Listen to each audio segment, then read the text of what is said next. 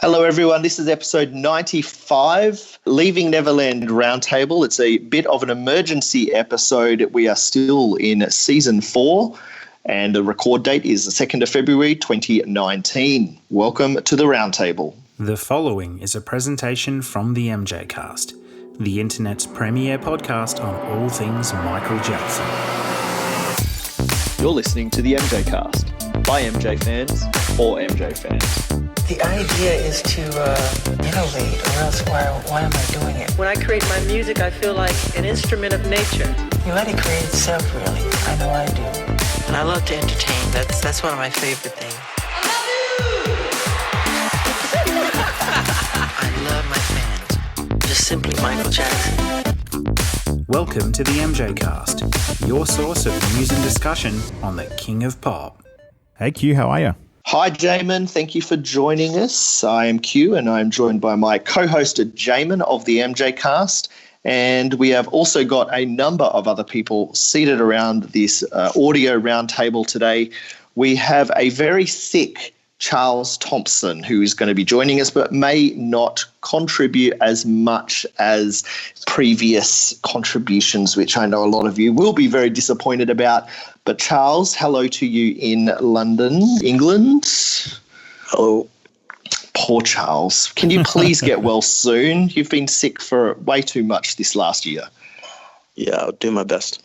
In London as well, we've got Samar Habib. Welcome back to the show, Samar. Thank you for joining us. Hey, Q. Nice to speak to you. I think this is the first time we've spoken. Is that right? No, I think I've spoken to you before. No, we had on the dangerous roundtable. You guys were on that together. Okay. Yeah, that was good fun. All right, and you've just come off an interview with the BBC. Is that correct regarding this very topic? Yeah, that's right. I'm still kind of on edge, so you got me at a good time. You'll be in fine form. Good. And calling in from Spain, we have a first-time voice. His name is Marcos Cabotá. He is a film director. He's currently working on a Bruce Woodian documentary about his life and career, and has also made a very well-known Star Wars documentary, I Am Your Father. Marcos in Spain, thank you so much for joining us. You've actually seen the Leaving Neverland film, and you were one of its earliest critics, and we are very happy to have you on the show to hear about what you saw and your reaction to it. Thank you so much for joining us from Spain. Thank you very much. It's a pleasure to be here with you. It's great to have you, and we can't wait to hear your insight. And of course, we cannot ignore, we have Taj Jackson on the line. Thank you so much for your time, Taj. Singer in 3T, elder son of Tito and nephew to Michael Jackson, and currently raising funds on a GoFundMe project for a counter-documentary docu-series. Taj, we are so grateful for your time. Thank you so much for joining us, and welcome back to the MJCast. Oh, I love it. Thanks for having me again. Episode 94, our Harrison Funk special. Please do not miss that if you have. You have missed some very key points, folks. In the post-show, just like a Marvel film, you should not leave when the credits start to roll. There is a very long discussion from Jamon and Charles and Harrison regarding this Leaving Neverland documentary, and also his interactions with Wade and Jimmy Safechuck back in the day. We strongly recommend you go back to episode 94, and even if you maybe have heard the start and then left during the music at the credits, go back, because there's another 45 minutes or so, Jamon? Yeah, I think it's about 45 minutes. We put it together when this news broke about the quote-unquote documentary, and it was fascinating to hear from Harrison, because he, like you said, interacted with Wade and James in the day, and just hearing his insights into the real Michael Jackson, the real Neverland, and the real Wade and Jimmy at that time is really interesting. Indeed. Not only a great interview at the start, but the insight at the end is there's some tea spilt. Let's just say that. Absolutely. Jamon, do you want to just maybe drop a little bit of context about this hack film, this mockumentary propaganda piece that is causing a few waves across the world? I'd love to. So it was sort of sprung on us all in the fan community. It's not something we knew was coming or even being worked on. But yeah, a few weeks ago, basically, the news broke that a documentary was premiering at Sundance. It's a collaborative effort between the UK's Channel 4, HBO, and Dan Reed's Amos Productions. And it's basically a film, from what I understand, and Marcos will be able to give a little bit more detail. He's actually seen it. But this documentary captures, I guess, the fake stories from James Safechuck and Wade Robson and their allegations against Michael Jackson. We know that they brought a case against the Michael Jackson estate and its many entities a couple of years ago, which was thrown out of court by the judge because of various reasons. But nonetheless, the case was thrown out. And so what they've done now is they've teamed up with Dan Reed to put this documentary together, capturing their lies and also the thoughts of their immediate family members. And it more or less portrays Michael Jackson as a monster, a child molester. And from what I understand as well, it goes into detail around the previous allegations against Michael as well, from the early 90s and the mid-2000s to some degree. And what can I say? We're devastated that this is going on. Hopefully we can still have some kind of say in this or stop it, but in a few weeks' time, it looks like this film is actually going to hit TV. Not Netflix, thank God, but I'm pretty sure it'll be on HBO in the US and in the UK as well on Channel 4. Just a bit of context, the reason why this film hasn't been able to go ahead, there is no laws protecting the deceased from slander. So maybe someone else can give us a bit more context on that. Charles, are you able to maybe just clarify that for us? Defamation law is civil law which exists to enable somebody who has been the victim of damaging claims in the public domain. So if somebody says something which could damage your reputation or your business, effectively, that's defamation. And the law allows you to bring a civil claim for defamation. And if you prove that you've been defamed, then you can be awarded damages. But the law ceases to protect you the moment you die. So effectively, what they're doing to Michael Jackson in this film, they could do to any one of us the moment we die. They could do it to anyone. You don't have to have any evidence whatsoever. You can say anything about anyone as long as they're dead. Thank you so much for that clarification. And I just think that's important for us to know, which it's very different from back in the day when like Victor Gutierrez wrote a book and was taken to court by Michael Jackson and sued, and Victor lost the case and had to pay millions and millions of dollars to Michael, which he never did. He fled the country and hasn't paid a cent because Michael was alive, and that is classed as defamation and slander. So we might hand over to Marcos and get a little bit of a rundown on the film. He has seen the Leaving Neverland film. He wasn't at Sundance to see it. It was sent to his film distribution company, and that's how he got to see the entire documentary. Marcos, can you give us a bit of a rundown on things that the film includes and how you as a filmmaker view this film and its effect? Okay. First of all, excuse my English. I'm from Spain, so sometimes, my English is not perfect. I'll try to do my best, okay? Like 2 weeks ago or I was, 10 days ago or 7 days ago, I don't remember, my distribution company, they called me that they had received the film Leaving Neverland. And they were actually a little bit worried because this distribution company is the company that distributes my films. And my next film is not a Michael Jackson documentary, but it's a related Michael Jackson documentary. And so they called me and they said, maybe you should see this because this could be a problem. So I went to their offices and I sat down in front of a computer. And so I watched the whole movie and I couldn't believe what I saw. So what the director has done in this movie, he builds up the first part of the movie very, very, very good. And it's very credible. And the first part of the movie is how James and Wade met Michael. You have to think that meeting Michael Jackson is something quite unique. Not everybody has had the luck to meet the man. So when you're watching a movie where two normal kids have the luck to meet Michael, it's already like magical.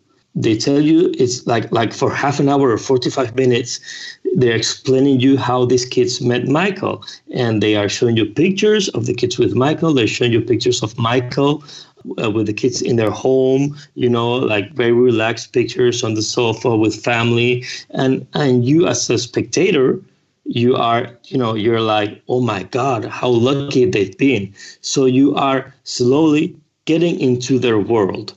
So you trust them, you believe them, because you can see evidence, because yes, they met Michael Jackson. And that's quite unique. When they have captured you in this way, when they have you now you're in my world, you're in my magical world. You see, I met Michael, you see my picture with Michael, you see my autographs of Michael. Now I'm going to start saying other stuff.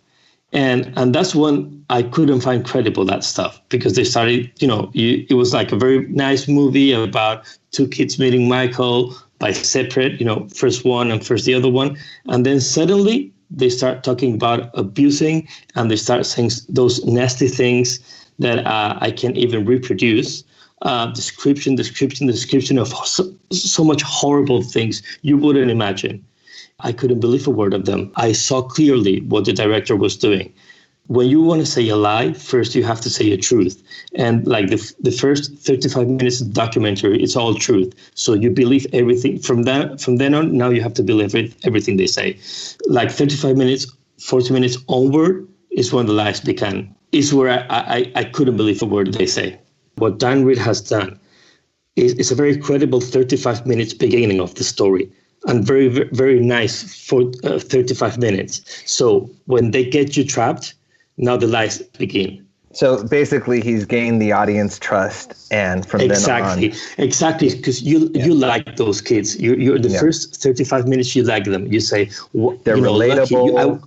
You want to be like them. You want to be their friends. You want to, how lucky they've been and how incredible is Michael. They talk about Michael saying he's a great guy. So it's a very nice atmosphere it creates. And then after that, it turns like 180 degrees. The bad thing starts.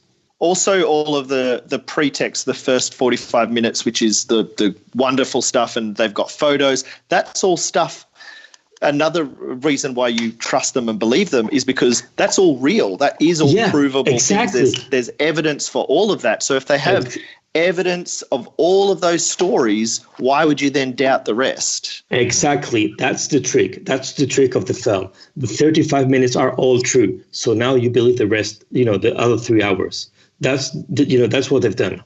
So, Marcos, when you do get into the second half of the film where the allegations are coming out and they're detailing these horrible lies around sexual acts, does Dan Reed attempt to put in any like other evidence around that at all? Like other, you know what I mean? Or is it just the stories of the guys? No, there's just the stories. There's no evidence, zero evidence. There's some faxes and some autographs that Michael say, I love you and I miss you. But, that's not evidence for me. That's not evidence of sexual abuse.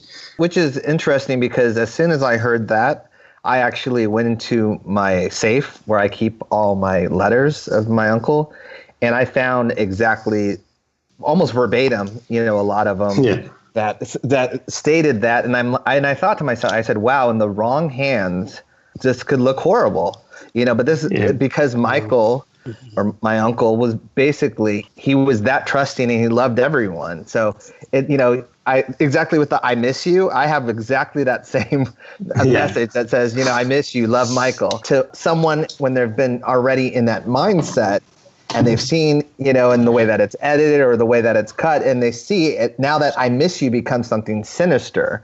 And when in reality, it was innocent. I have one that says, I had such a fun time last night or something similar to that. And it's like, and it's like, I was thinking, I'm like, wow, I have to really keep track of all these because, really they could be explosive in the wrong hands. And, it was just my uncle really saying I had a lot of fun last night. But I think I am going to post some of those on Twitter to just show, look, you know, this is how he was. There's nothing explosive in any of these. This is how I have these, my brothers have these, you know, other people have these. So it's not anything new, but at the same time, because they don't know Michael and they don't know that universe, to them, it's like, oh my God, you know, I can actually confirm. Yeah, I can actually confirm some of that when we were at the Dorchester Hotel in 1992, when Michael was touring on the Dangerous tour. All of us fans were like standing outside the Dorchester. Michael was upstairs in his balcony with Brett Barnes, and but he had bed sheets and pillow covers, and he was signing these pillow covers. I love you so much to all the fans. MJ. And he was writing lots of messages, things like, you know, you kept me awake last night, because obviously the fans were outside the window screaming all night. And he said, you know, I really need to get some sleep, blah, blah, blah. And there'd be tons and tons of these messages, and he'd be throwing them into the crowd. And any one of those people in the audience, or any one of those fans, will have any number of bed sheets, you know, handkerchiefs, pillowcases with his name, with his writing on there. Like Taj says, in the wrong hands, anything. I mean, you know, any message you get from your parents, any message you get from your children in the wrong hands will look suspicious, or your friend, you know, or even a friend. Exactly. I've told my friends plenty of times that I love them, you know? Yeah, of course. There's something actually Charlie was saying about the legalities around making a propaganda film like this, and kind of, you know, how you can say anything you want about someone who's dead now. That's not the only that's not the only lay of the land, so to speak. The lay of the land currently now is that there's money to be made. There's prestige to be attained by being the next Ronan Farrow. Oh, right? For sure. By being the next person who breaks a big story. So Dan Reed's in a oddly enviable position, because now he can say anything he wants about Michael Jackson, and there's literally no comeback. And, you know, you can gain all the plaudits in the world. You can be celebrated wherever you go. You can have every journalist eating out of your hands, as long as they don't actually read any further into the allegations. You know, as long as you limit what they have access to, which he's done incredibly by just focusing on two families. Hence, there's no journalistic integrity in it, because it's not a documentary, it's a propaganda piece. So, Samar, why do you think these critics, well, you know, supposed critics out there that are taking this film really seriously and praising it, why do you think people are giving them any stock? I mean, this is a one-sided documentary that doesn't present evidence at all, or any other side to the story. So why are people taking this seriously? Well, I've just come off the BBC radio, where a woman who has just reviewed the film has talked about the Me Too era and the presumption of, almost a presumption of guilty before being presumed innocent, that, you know, victims should be believed. The host asked her to clarify, does she mean that the alleged victims should be listened to, or do you believe the alleged victims should be believed? She said, I think they should be believed, which means that by, you know, this is not the rule of law. This is not how society works. If you're doing this to Michael Jackson now, based on a couple of faxes and, you know, a legal case that was brought 5 years after he was dead, anyone is fair game. Anyone, as soon as they pass away, is fair game. Bill Gates, who's worth billions, is fair game. Steve Jobs' estate, that's fair game. Anything is fair game, as long as you have someone willing to make the accusation. A, there's a lot of laziness. B, as we found on social media today, there's a complete lack of social, cultural, and racial diversity in most newsrooms in the Western Hemisphere. So in the UK, for example, 95%, I think, actually, of journalist rooms in mainstream publications are white, middle class. What do you think they're going to think? What investigative work do you think they're going to put in to trying to find the truth out about a famous black celebrity? They're not going to do anything. They're not going to care anything. As soon as you talk to them about David Bowie and any allegations that might have been made against him, as soon as you talk to them about Led Zeppelin, as soon as you talk to them about Rolling Stones, they don't want to talk about it. You know, they celebrate their heroes, and anyone who they don't particularly care about, anyone they raise their eyebrows over is fair game in their eyes, and they don't care. And that's a failing of multiple levels of our society, but also of our culture, that our media is being presented to us by a homogenous white middle class grouping, and which is not representative of our society in the UK and in the US. Yeah, very true. I think you're spot on with that. And I think me growing up in the environment, I realized that from day one. You know, I would see stories about my uncle, and knowing him, I'd be like, why are they lying? So I never believed the media. I never trusted the media because to me, they were always trying to make money off my uncle. And the more sensational the story was, the more they made. And so I think as a family, the one thing that we did wrong was basically we let it slide. We let it go. We didn't fight it. You know, that wasn't our style to do. And our styles changed recently because we're sick of this. We're sick of it, all these lies. And all these lies basically have become truths to people now. And so we have a lot of work to do, a lot of ignorance. I know we're all over there on Twitter answering things that have been answered already millions of times. They're even a minute Google search away. Forget 5 minutes Google search. Yeah, like, exactly. You know, and you're like, did you even, but I don't even think it matters. I don't think the truth matters anymore. It's all about clicks. It's all about getting that headline or that. I think that's what people go off of. And that's the integrity that journalists unfortunately have. There's some, as I said before, there's some really good journalists, but they're in the minority now. Well, yeah, I mean, the point I made today, there's a journalist in this country called Marina Hyde. She writes for The Guardian. The Guardian is supposed to be the most liberal of the mainstream press, so it's supposed to be the fairest and the kind of most woke, so to speak. I mean, she wrote an article today that would have been actionable. It was libelous. It would have been libelous had Michael Jackson been alive. There's no way she would have been able to write that article had he been alive. And I questioned her on it, on her tweet. She didn't respond to my tweet, and I was perfectly polite. She responded to lots of other people's tweets who agreed with her. And then she subtweeted me saying, the funniest thing I've read today is a Michael Jackson fan with the biography of blah, blah, blah, blah. And I just tweeted her back and said, you could just respond to my tweet. It's very simple to do. They can't fight the facts. Yeah, that's exactly it. They can't fight the facts. She wasn't willing to defend her column to someone who would have been able to pick it apart easily without even referencing Google. I was able to pick it apart, but she wasn't willing to engage in conversation. And she wasn't the only one. There was a guy on a phone-in show, a TV phone-in show last week, Nihal, who's a radio presenter in this country. He was also on a TV talk show last week. And I mean, the spurious claims he was making as one of these talking heads, you know, these guys, you know, he said, these guys, you know, they were ignored. No one listened to them back in the day. And I tweeted and I said, Wade Robson was the first witness in the criminal trial of 2005.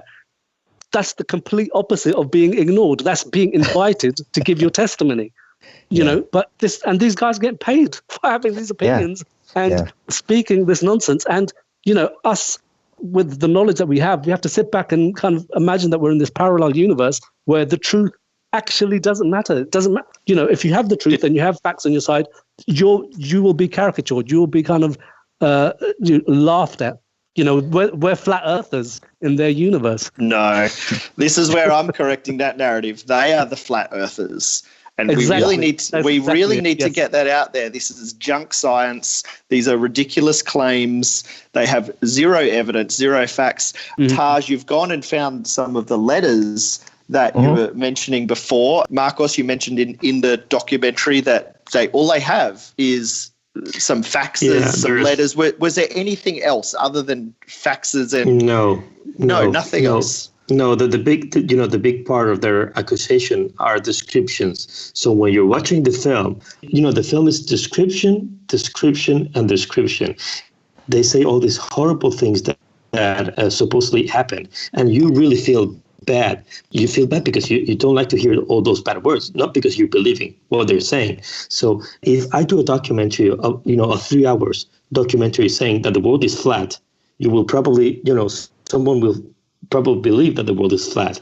And this is a documentary that during 3 hours and a half, there's two guys saying horrible description things. They're describing horrible situations on hotel rooms and in Neverland. And, it's quite sick.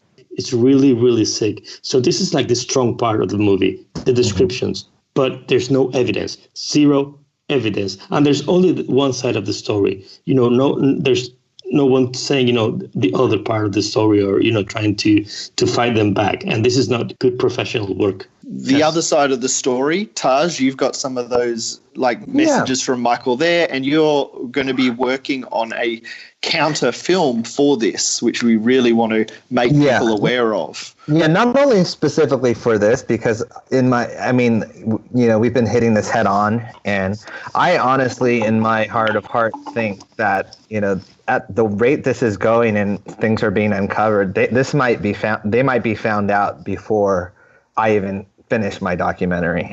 We can try.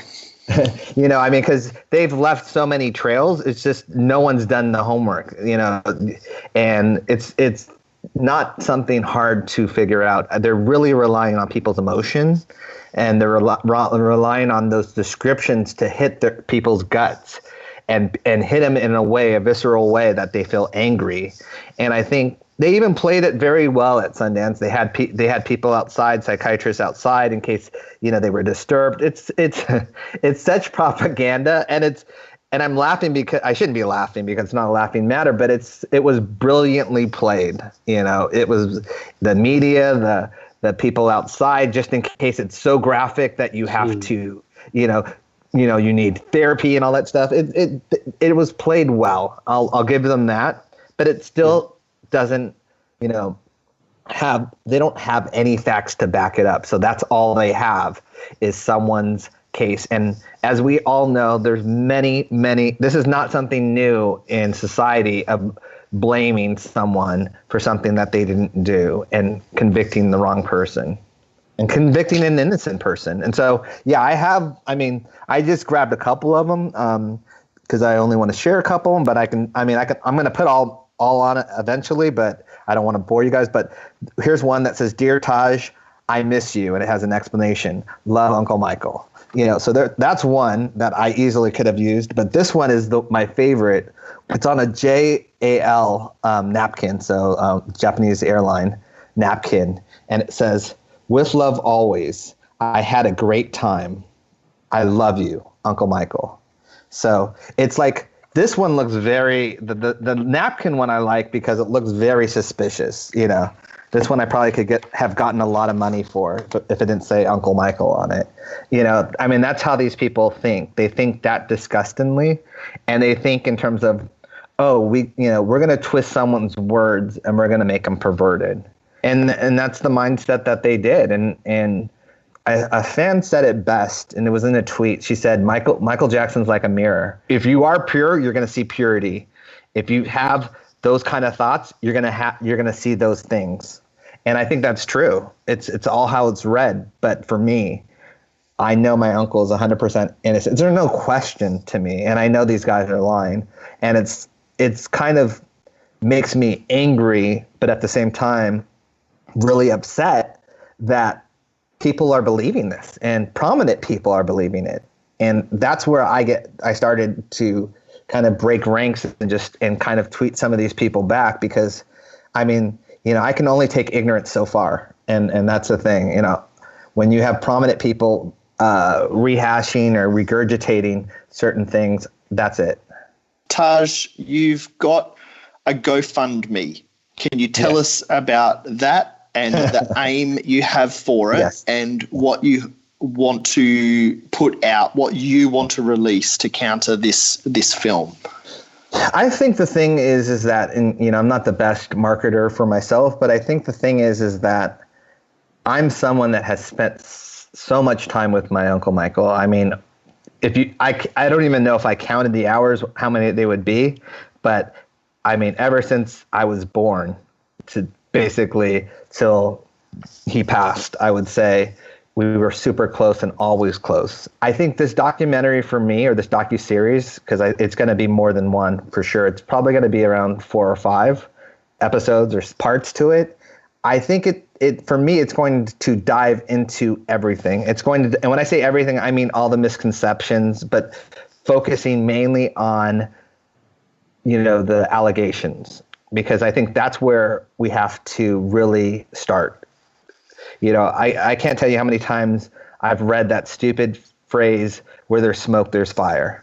Or, well, why did he do this settlement? Or, I heard he settled in 1993 with this. And it's like, or an innocent person wouldn't do that. And I think you have to really go back to that and explain that, and explain the logic, and explain how he basically was backed against a corner. And he fought it. He literally tried to fight it from August to January. He tried to fight, for the truth. But at the end of the day, he was backed into a corner by California, basically, who would not let the civil trial go after the criminal trial. And the reason I know this is because me, Terrell, and TJ were the first ones flown up, when the allegations hit. We were the first ones flown up to him to be with him. And I can tell you, he was angry.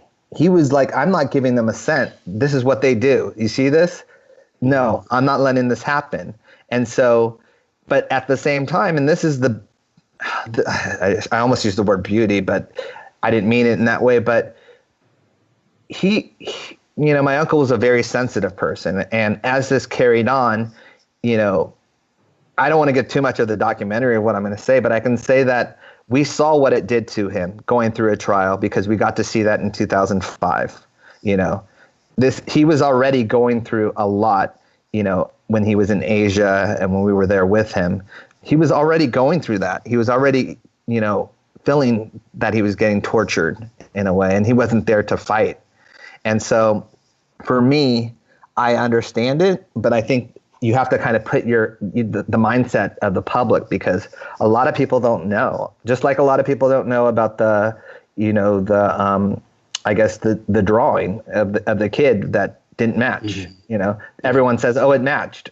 Well, a circumcised penis and an uncircumcised penis doesn't match. Sorry to say. It's just also, if it did match, I'm pretty sure the DA would have run with that to the hills. Of course. Oh, 100%. He would have run with that. That would have been it. That would have been it. That would have been it.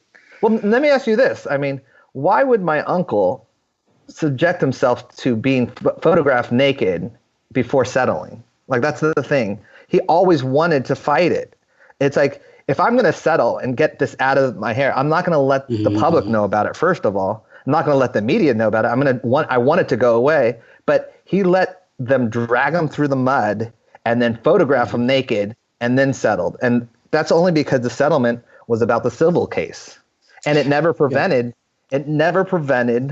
Jordy from testifying in a criminal case. And that's the thing that they don't understand. Family. Or his family, or his friends. Yeah. And, the argument that is always given is that Michael Jackson paid off, and that means that he paid a family so that they couldn't go to trial. No, that's not what happened. And again, I posted on my Twitter today the actual page from the settlement, which was leaked illegally in 2003 before his 2005 trial. We'll get to that. And in the settlement, it's explicit. The civil settlement doesn't preclude the family from testifying in a trial or any further trials. Hence, Geordie's mum was able to testify in 2005. No one believed her. That's such a massive misconception. It's just a lie that's perpetuated over and over again, and it's easily disproved. And there's factual, printed in black and white evidence to disprove it. But exactly, Marina Hyde and all the other pseudo journalists don't want to talk about it because it doesn't suit their narrative. I think also, people are lazy, and I think that's the thing too. They don't want to do the research. A lot of the fights I've had on Twitter have been people like, well, it's not my job to do that research, and then they just leave the conversation. So I think that what my documentary is going to do is basically put it out there, very easy to digest in a way that is so blatantly obvious that it's, and so fact-based that there's no disputing it. And I think that's going to be something different in that way, because it's on YouTube. A lot of this is on YouTube already, but it requires someone to go click on something and sit there and watch it. And I think the difference is that I think this is going to have enough noise in a positive way that people are going to actually want to click and watch it, whether it's Netflix or they're going to have to take notice for sure. Yes. I want to drop the link in now. We haven't mentioned it yet. It's www.GoFundMe.com/untitled-Michael-documentary-series. I know you're not good at hyping yourself up, Taj, but this is a really important aspect of the fight against this and actually getting the facts and evidence, which is available already, but we need to present it in this way. And you can't do this on your own. That's the thing. We've seen plenty of feedback of like, well, why can't they just go and pay for this themselves? But you can't do this on your own. Well, I think we can't do it on our own, but at the same time, from what we're seeing now, which is what I've always seen my whole life, you can't trust the media to put out the truth. And that's, I think, the biggest thing. I actually put that in there because everyone's like, oh, well, why don't you go to this channel or this channel? Every time we've gone somewhere, they've always twisted the truth. When my uncle went on Oprah, everyone loves Oprah, but when my uncle went on Oprah, she started asking him about plastic surgery and this and about his skin color. It's like everyone, I don't care who you are, it's like somehow when it comes to the Jackson family, you lose all integrity and you lose all journalistic ability, and same thing with Martin Brashear. He had done that documentary on Princess Di. I'm sure that was the reason my uncle wanted to do that documentary with him. He's probably thinking, he's going to do a brilliant documentary about me. But there's some kind of temptation that you think this is my big break and I need it to be bigger. Yeah. I need it to be, this is great, but I need it better than this. So I'm going to throw something that's not true in there. And I think and we can't afford that anymore. As Michael fans, as family, this has to be something that is 100% factual, so that, because they're going to nitpick it to death. They're going to go through it with 10 magnifying glasses each and try and find one thing faulty in it to discredit everything. And it's like, it's got to be truthful. It's got to be from people that have known my uncle their whole life, people that have worked with my uncle, people have worked for my uncle. So it's like, this is going to be a character, almost like I don't want to give too much away, but by the end of this, you were going to know who Michael Jackson was, how incredible he was, but also how much he endured and how much he was tortured in life. And the evidence to prove that all of this ridiculous money-making schemes is just that. It's just that, just that, but also planned and executed, and talking about extortion and all that. Yeah, I mean, that's why it's going to be a series, because you can't fit it all in one movie or one, I can't do it that injustice. So for me, this has to be, okay, we're going to talk about this, and then we're going to talk about this. And I do get feedback from the fans and stuff like that. And there's certain things that I do want to talk about as well. But I think it's very imperative to first start with the 1993 allegations. I know that something that the fans want from this and are hoping for is a great production value and getting this out there for everyone to see, maybe somewhere like Netflix. To what extent are you talking with Michael's estate about, sort of partnering on this? Are they jumping in to help out? What's going on there? I can't say much, but I can say that I've definitely talked to them, and they definitely have said that they want Michael's name cleared as well in that way. And so I can tell you that they're definitely on my side for this, and they've definitely been supportive in clearing his name. So I don't want to say much because I don't want to tip off anything. But and if you would have asked me a year ago, I probably would have said, well, this is going to have to just be on my shoulders. But I think these allegations that have just resurfaced has put everyone working together for a common goal, which is to expose, to expose the truth. Marcos, you are a filmmaker. You are actually in Seville, Spain. You're nominated for an award, the highest Spanish film award ceremony this weekend. How easy is it to make a film financially? Can you give us some context of that? Because you're in the middle right now of filming the Bruce Swedian life story documentary. Yes. Well, financing a movie is not easy. Probably it's one of the hardest parts is to getting all the money together.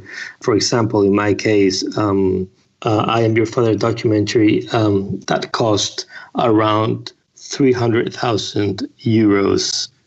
It's more or less $280,000. And because it's not just doing the film, then you have to distribute the film. You have to do the publicity for the film. You have to tour around the world with the film, and you have to make sure the film gets into Netflix or other platforms. So it's difficult to get the funding. It's one of the most difficult parts. And for example, I did start the Bruce Swedian movie, and I'm on half of the project right now because I had only half the funding, but I wanted to start shooting. So 2 months ago, I got the other half of the funding. I used in Spain, we had some helps from the government to raise films and to do all these type of things and other production companies. And I got the other part of the finance, so I'm finishing the film now in March. But it's a thing that it can take for a year or even 2 years or even more. It's something slow, getting the fund for the movie is something real difficult. Taj, what can fans do to support support this film, and how can fans most constructively combat this online onslaught caused by this propaganda film? I feel that the Michael Jackson fandom is the strongest fandom in the world.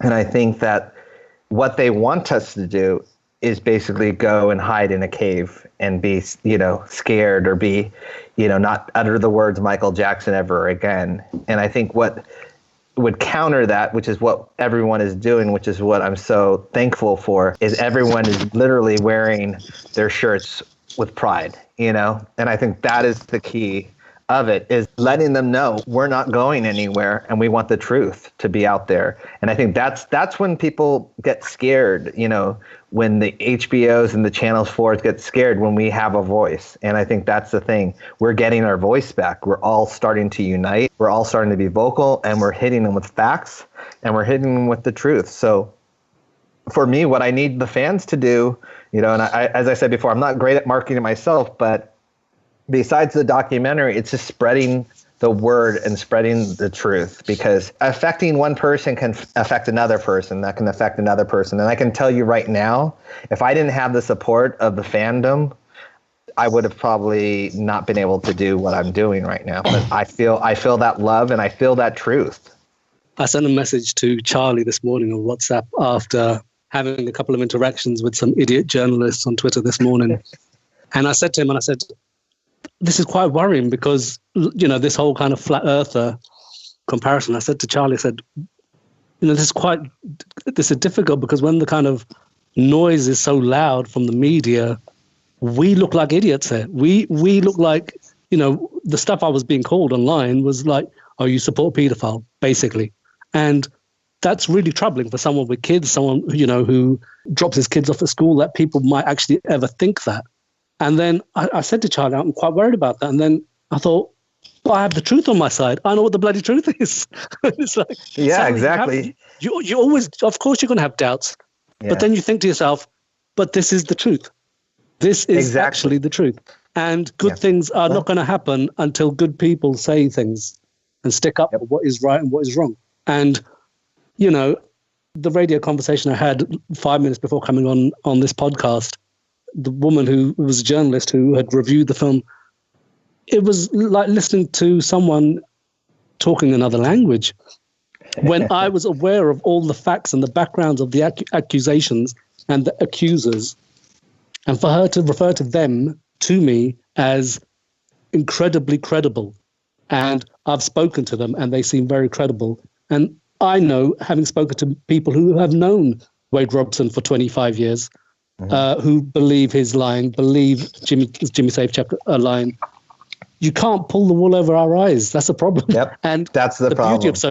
The beauty of social media is that the public has a say. That's why none of the journalists want to respond to my tweets, because they're very happy to caricature Michael Jackson fans as crazy, Peter Pan obsessed, blah, blah, blah, blah, blah.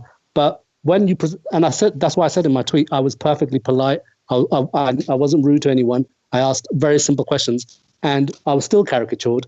It's because they don't want to answer. And it's because they know that what they're producing, what they're publishing is so easily disproven. And how do you continue to go to a job and get paid knowing that you're writing nonsense? And you have such a responsibility as a journalist in the world. How do you sleep at night knowing that you're just repeating lie after lie after lie? There's no thought behind the people who's related to, the people who are still here, the people who it might affect. There's no thought about that. Yeah, the fans.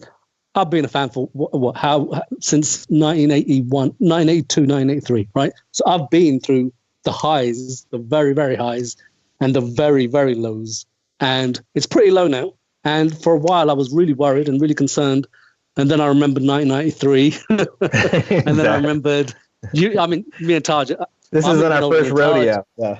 I'm even older than you, Taj, right? So, exactly. You remember 1993 when in England, there was 4 TV channels, There was no internet. There was no the only mass media you had was 4 TV channels, and all they were doing was blasting allegations, and there literally was no right of response. That's not the case now. Hence, you'll have lots of people who are saying, well, like Questlove the other day tweeted the article. I won't say who the writer was, but he tweeted an article. he tweeted the Forbes article looking further at the allegations. Yeah. And, there's plenty of people with big platforms who are willing to ask the questions. Yeah. Whereas in 1993, that wasn't the case. And it was horrifying in 1993. Yes. And that's something that fans who might be listening now need to understand.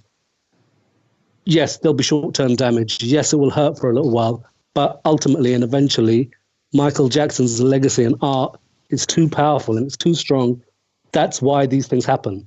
These things don't happen because he was a tiny little, a pop star. It's because he was that big, that massive, that important culturally to people, not just in England, not just in America, in India, in Pakistan, in Nigeria, in Kenya, in Iraq, in Afghanistan, all over the world. He's known and he's important to all of those people. And he will always be important to those people. So, yeah, it hurts for a little while and it's short term, but ultimately the truth will out and the truth will come out. He will be redeemed. That's it. We've got the facts. We've got the evidence on our side. We aren't the crazy ones out there just spouting whatever. Taj, you were at Neverland so many times. You probably met these particular guys on occasion. Is there any stories that you want to share about your time at Neverland, what you saw at Neverland yourself when you were sleeping there, when you were living there, and interacting with certain people? Is there anything you want to put out today for people? Yeah, sure. I mean, the thing is I Neverland was a second home to me in my whole childhood growing up. I loved Neverland. I probably still to this day can close my eyes and probably walk around the whole property, even though it's humongous, pointing where everything is. It's imprinted in my head in such a incredible way. It was magic. And I think the thing is what the media did so brilliantly was they made it seem like it was a scene from Pinocchio with the fair scene, or this dark shady thing, the dollhouse that was so beautiful, all of a sudden with the wrong lighting looked like a creepy room. And I'm like, this is the doll room. This is the room that's, for me, was one of my favorite rooms. And they're portraying this room as a creepy, room. And it taught me a lot about the media, even though I already knew what they were doing. But when you've experienced something and you know what it is, and I had a friend who was watching something on cable news, and he had been to Neverland many times for our birthday parties or just with us. And he actually stopped listening to this guy. This guy was his hero, and he was on Fox News. And you know, my friend was more of a conservative. When this guy started talking about Neverland being creepy and a place that entrapped kids, he's like, wait, I think that was when his light bulb went off. Like, wait a minute, I've been there millions of times, and how dare you paint it this way? And I think that's the thing, that many people haven't been there, just like many people didn't know Michael. So for them, it's whatever way they want to paint it is the way that it happens. And so I think luckily there's been thousands and thousands of people that have been at Neverland that have thousands and thousands of great memories. And so I think that was something that never stuck, was that Neverland was this creepy place because everyone had such a great time there. But for me, Neverland was home. I mean, I was there for a long period of time, and actually during the trial saw the Robson family come up to do their testimony. Sat there, had dinner with the Robson family and Uncle Michael and Paris Prince and Blanket or BG, and the Barnes family was there as well. And it's like, you know, sat there and watched Wade introduce his fiance at the time to Uncle Michael and how excited he was to do that. And it's like, then I see this, and I see the hypocrisy. I see the fact that he's claiming that at this point, Michael was a child molester or a child of, I can't say those words, but it's like, that's what he's claiming happened. And it's like, for me, it's disgusting. But I think at the same time, what we really as fans and family have to be careful not to do, which is so tempting, is to jump down possible allies' throats, you know, because we're going to need all the allies we can get. And I know there's certain celebrities that I'm like, why aren't you saying something, you know? But it's like, or even if they say something and it's not exactly what you want them to say, be careful, because those are going to be our allies. We don't have many. It is the easiest thing to do. Trust me, I've caught myself many times and erased my tweet. But at the same time, we need these allies, because at the end of the day, we don't want to scare them away even more, to the point where they don't want to, they're like, you know, I can't win, damned if I do, damned if I don't. And so that's the thing. I mean, yeah, there's certain people that I would love for them to have said this or said this better. But at the end of the day, you know, it's like we're fighting people that are just blatantly saying he's a predator or that he's a molester. So we have to pick and choose where we're focusing this energy. Taj, also, I think I should make note, you know, the family did release a statement. Yes. Jamon has been, I think, quite vocal since the launch. There was a petition before the film actually started airing. He was posting about the petition, but he was on British TV, and you can tell that this is really affecting the family a lot. And I want to just give props to your Uncle Jamon for speaking out so vocally as well. But there are also other people speaking out in defense of your uncle. We've seen a few tweets from Brett Barnes. We've seen a young gentleman. Oh, he met Michael. He was the son of, I think, one of Michael's hairstylists. Janet released. Janet Satoon. Yeah. Can you tell us maybe a little bit about some other people that have actually come out? We should really amplify those voices, because I think they are getting drowned out a bit. I can't say who privately has reached out to me, because of course a lot of them have actually said that they'll be part of the documentary, and I don't want to tip, kind of anyone off of in terms of like I don't even want to say counter, but how to discredit some of them. And, even there's no way to, it's just, there's enough time that, I see what happens with my uncle. So I think the hard thing is that we're in this Me Too Time's Up era that I think celebrities are so scared to come out and voice their support, because if they do, they get attacked. If they don't, they get attacked. So for them, they almost sit on the sidelines. Like in the 2005 trial, I was more disappointed because I don't think there was that much of a risk at that point. It wasn't the same environment, and my uncle he literally only had his family and a couple of friends, that kind of were supporting him. And it was a very, very lonely time at that point. But I think here I've been a little more lenient because I've seen people in the Time's Up Me Too movement voice something, for the person accused. And later it had been found out that the person accused was innocent. But, I think as we started this, it's believe the victims first mentality. And so that's why you're not going to see a lot of celebrity support in the public. You're going to see it behind doors, but you're not going to see it in the public because to them, there's no reward. There's only risk. Taj, there's one thing I really feel very strongly about, and I think you do as well. These false allegations and these just claims, and they're just claims. There's literally nothing to back these up at all. It is not only a huge dishonor and disrespect for your uncle and for your family and his family, but also real victims of abuse, real survivors of abuse. This is so disgusting that these people are out there and they're going to make a lot of money out of this. They say they haven't been paid for the film. That is nothing. There is going to be so many avenues for them to make money from this. This director is going to be set for life on this film. Yeah. So how do you feel as a victim of abuse yourself? What do you think that says about not only these allegations, but people that make stuff like this? For me, I even tweeted because I, ahead of time, I said, please, I don't even want to say the name of the person, but I said, please, if you have any questions, come to me first, because I knew how important these movements can be, especially if you're a victim to come out and, can take a long time and a lot of courage. And so I didn't, I've been very careful not to attack those movements in a certain way, even though they are attacking in a way my uncle and his legacy. So for me, I still have been tiptoeing around that because I am an actual victim and I don't, I take that with, I'm very serious about that. And I've always been serious about that. And so I think it's almost like, well, if we get one wrong, we get one wrong. No, that's not how it should work because that's, one wrong is too much.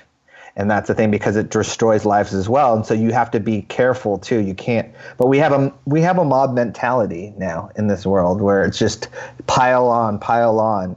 And I think that's the thing in terms of with everything. We just have to be careful. We have to sit back and maybe give it 24 hours to learn the truth.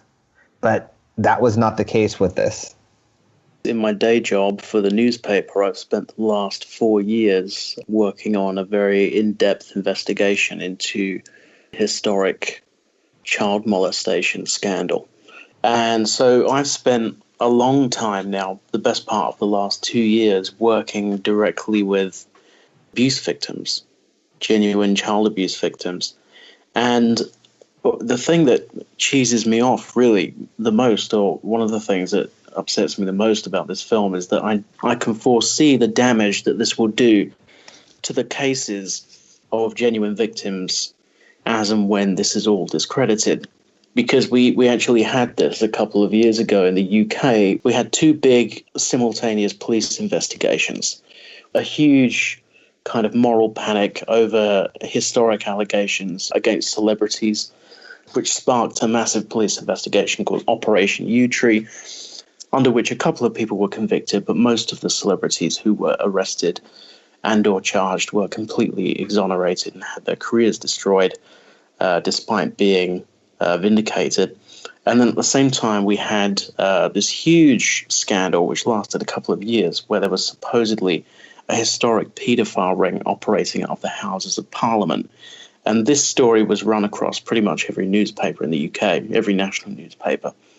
And it turned out to be complete bunk. It turned out to be basically a lot of rambling by crazy fantasists who were trying to file compensation claims and stuff.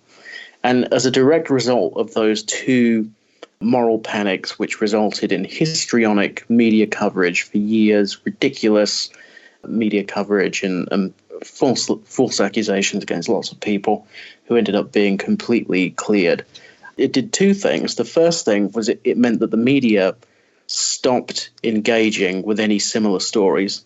So like the story I've been working on for the last 4 years, the national media will not cover it because they don't want anything to do with historic abuse scandals now, because they don't want to get their fingers burned again. So that it silences genuine victims in that sense. And the other thing it did was it actually changed police policy, whereby because of the kind of the ridiculous response to these allegations, they held an independent inquiry, and it produced a report called the Henriquez Report, which instructed police officers to no longer believe abuse victims when they came forward, to treat them with skepticism. So when you have these fake allegations, it has blowback, it has repercussions, because when they're exposed as fake, it turns the tide of public opinion, and then that has consequences, and those consequences can only be negative for genuine victims, like the victims I've been dealing with for the last 4 years. They can't get police to take them seriously. They can't get national media to give them a hearing. It's all fallout from these fake allegations a couple of years ago. So I just see this as a continuation of that, really. This documentary, I'm not going to call it a documentary, this TV show, if it is, I hope somebody does a good job of discrediting it. But, it's even when that happens, that is going to have negative consequences for other victims. So the victory for Michael there, which is deserved, will still have ramifications. So it's just a complete mess, and it's indefensible, really. It's crap. It's rubbish journalism, and it is going to blight and impede genuine abuse victims, and that really fucks me off. Yeah, well said. Mark, also, I want to ask you something quickly as well. Just, you've seen the film. I want to know, like, from your point of view as a filmmaker, how can we as fans, people on the ground, what can we do to correct the narrative?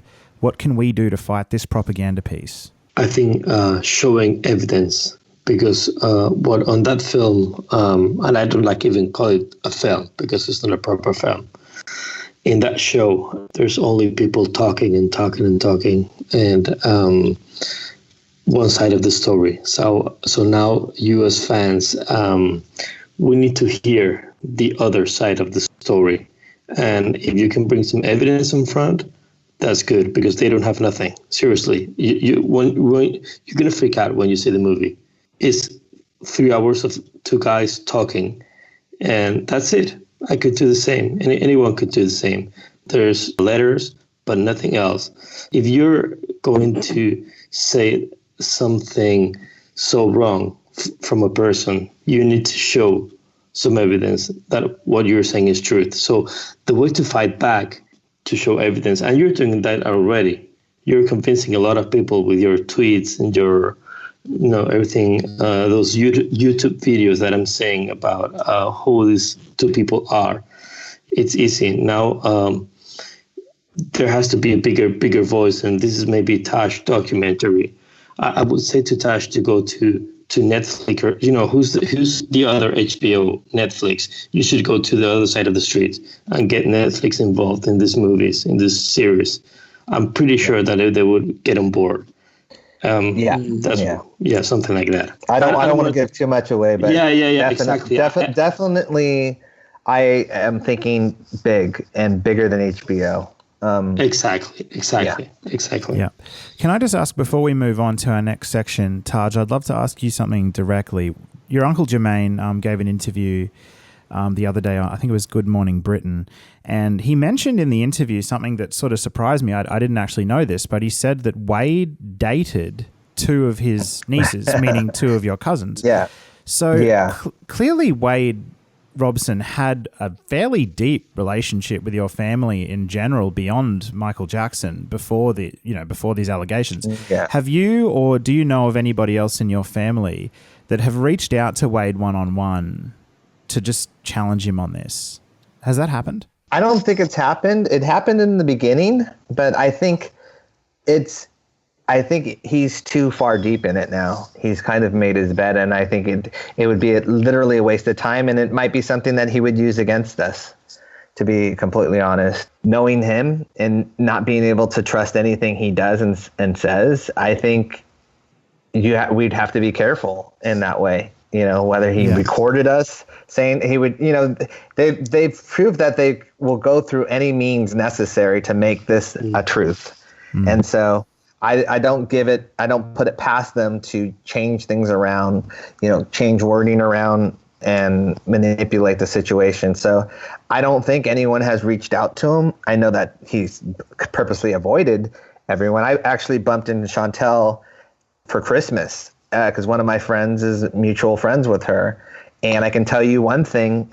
I said, hey, and she had her head down and she walked to her car. Wow. And I had no clue why that had happened until I heard about the movie. I said, oh, now I know why she felt shame, because she knew something I didn't know, and she had sold herself, you know, in that way. Yeah, I would definitely say we haven't reached out. We did in the very beginning, because I didn't believe it in the very beginning with Wade. I was like, no, not Wade. The person that you were so adamant, the person that was at Neverland, you know, and was showing, you know, that presented his fiance to my uncle and showed his short film to my uncle, was so excited. Like, I want you to be one of the first people to see this. That Wade. The same guy that was doing interviews, you know, for years after your uncle passed, you know, praising him. He did the huge page in the Opus book. He was saying how excited he was. He wanted to work on Cirque du Soleil documentary, and that was just months before. Yeah, the same guy that went to the memorial that, you know, was so excited when I contacted him and was so thankful that I had remembered, you know, about him him and his family being able to go to the memorial. The same guy that basically, you know, saw the kids after Michael died. Him and Joy requested to see the kids again. So this isn't something, there's a lot of stuff that still hasn't come out that will come out. And I can tell you, this is going to we have to just stay positive, keep trying to prove, or not even prove, but keep trying to get through these ignorant people, you know, online. I hate to say it like that, but a lot of them are ignorant. And it's sad. It's a sad state that they just believe anything that they read or hear. I have hope for a lot of people in that situation. And there's a lot of people that, you know, email me or they tweet me and they're like, you know, I'm not even a Michael fan, but I actually did do some research. And the more I researched, the more I realized, you know, how much he was framed, and I don't believe it, you know. And so I think that's a good thing. It is reaching people, you know, and I can tell you that the 30-minute video on YouTube reached a lot of people, and it was first of all, super well done. Those kind of videos are very effective. Or the Razor, I forgot his name. That guy. Razor Fist. Yeah, Razor Fist. Which I give a shout out to him too, because that was super entertaining. First of all, that actually made me laugh a lot because I needed it. I was like, you know, it was so well put together too. It was, you know, it's like one was very factual and more of a this is Wade. The other one was very factual and entertaining in a way that it was like you could sit there and watch it and be like, oh, I didn't even realize that, you know, all this time had passed. So I think that's the thing, that those kind of things are super effective, because I can tell you I sent those to a lot of my friends who, in their defense, always believed, you know, in me as well. But I wanted them to see it anyway, because I don't want a shadow of a doubt. You know, Macaulay Culkin's podcast that he did, Inside of You, that was very big in that way. That was one of the first things that was promoted in defense of Michael. I think Michael Rosenbaum for that, you know, a friend of mine who I really cherish his friendship, and luckily became friends with him a year ago, you know, which is weird how timing works. He actually saw Havenhurst. He went to the DDJF Halloween party and all that. And so he saw the magic of Michael, and he saw and I think that was the perfect thing. It just happened to be that they were doing a podcast at that point, and this news had broke. And I think that in anyone else's hands, it probably would have been a little more devious of an interview. But I think, you know, it was done well. And I don't know. I just think that I do think everything happens for a reason. And I truly believe that, you know, this has really united the fan base, the family with the fans. And it's even united everyone, in a way with the estate in terms of we're all on the same page on this, which has never happened. And I'm excited because I think we really can once and for all put all these stupid rumors to rest and not have to discuss it anymore. To the point, as we use the flat earth, when it's proven that it's round, it's like, okay, now you're the ignorant person, don't talk to me anymore. And I think that's what I'm looking forward to is like, please, did you see our documentary? Okay, then please don't talk to me, and that's it. And I think that's the thing. That's what this is going to do. Where to the point where documentaries can do the opposite too. They, the global warming documentary. It's like there's very many documentaries that can really shine a light on the truth. As much as this stupid movie is trying to destroy my uncle's legacy, I feel that it's also given us the wings and the strength to counter it. It's brought people out of the woodworks that I probably never would have been able to interview because they would have felt there's no need to. And now they're willing to be interviewed, for Michael and for the fans and for the family. And so in a way, this is going to be even bigger than what their little, mockumentary is. We're so happy to hear that, Taj, and we are going to do all that we can to get the word out and to help contribute to that and to correct this narrative once again. Folks, we're going to move into the final part of this episode where we're going to just have a bit of talk about how fans can correct that narrative, how they can amplify the correct voices and get the actual facts and evidence out and also support each other in this time.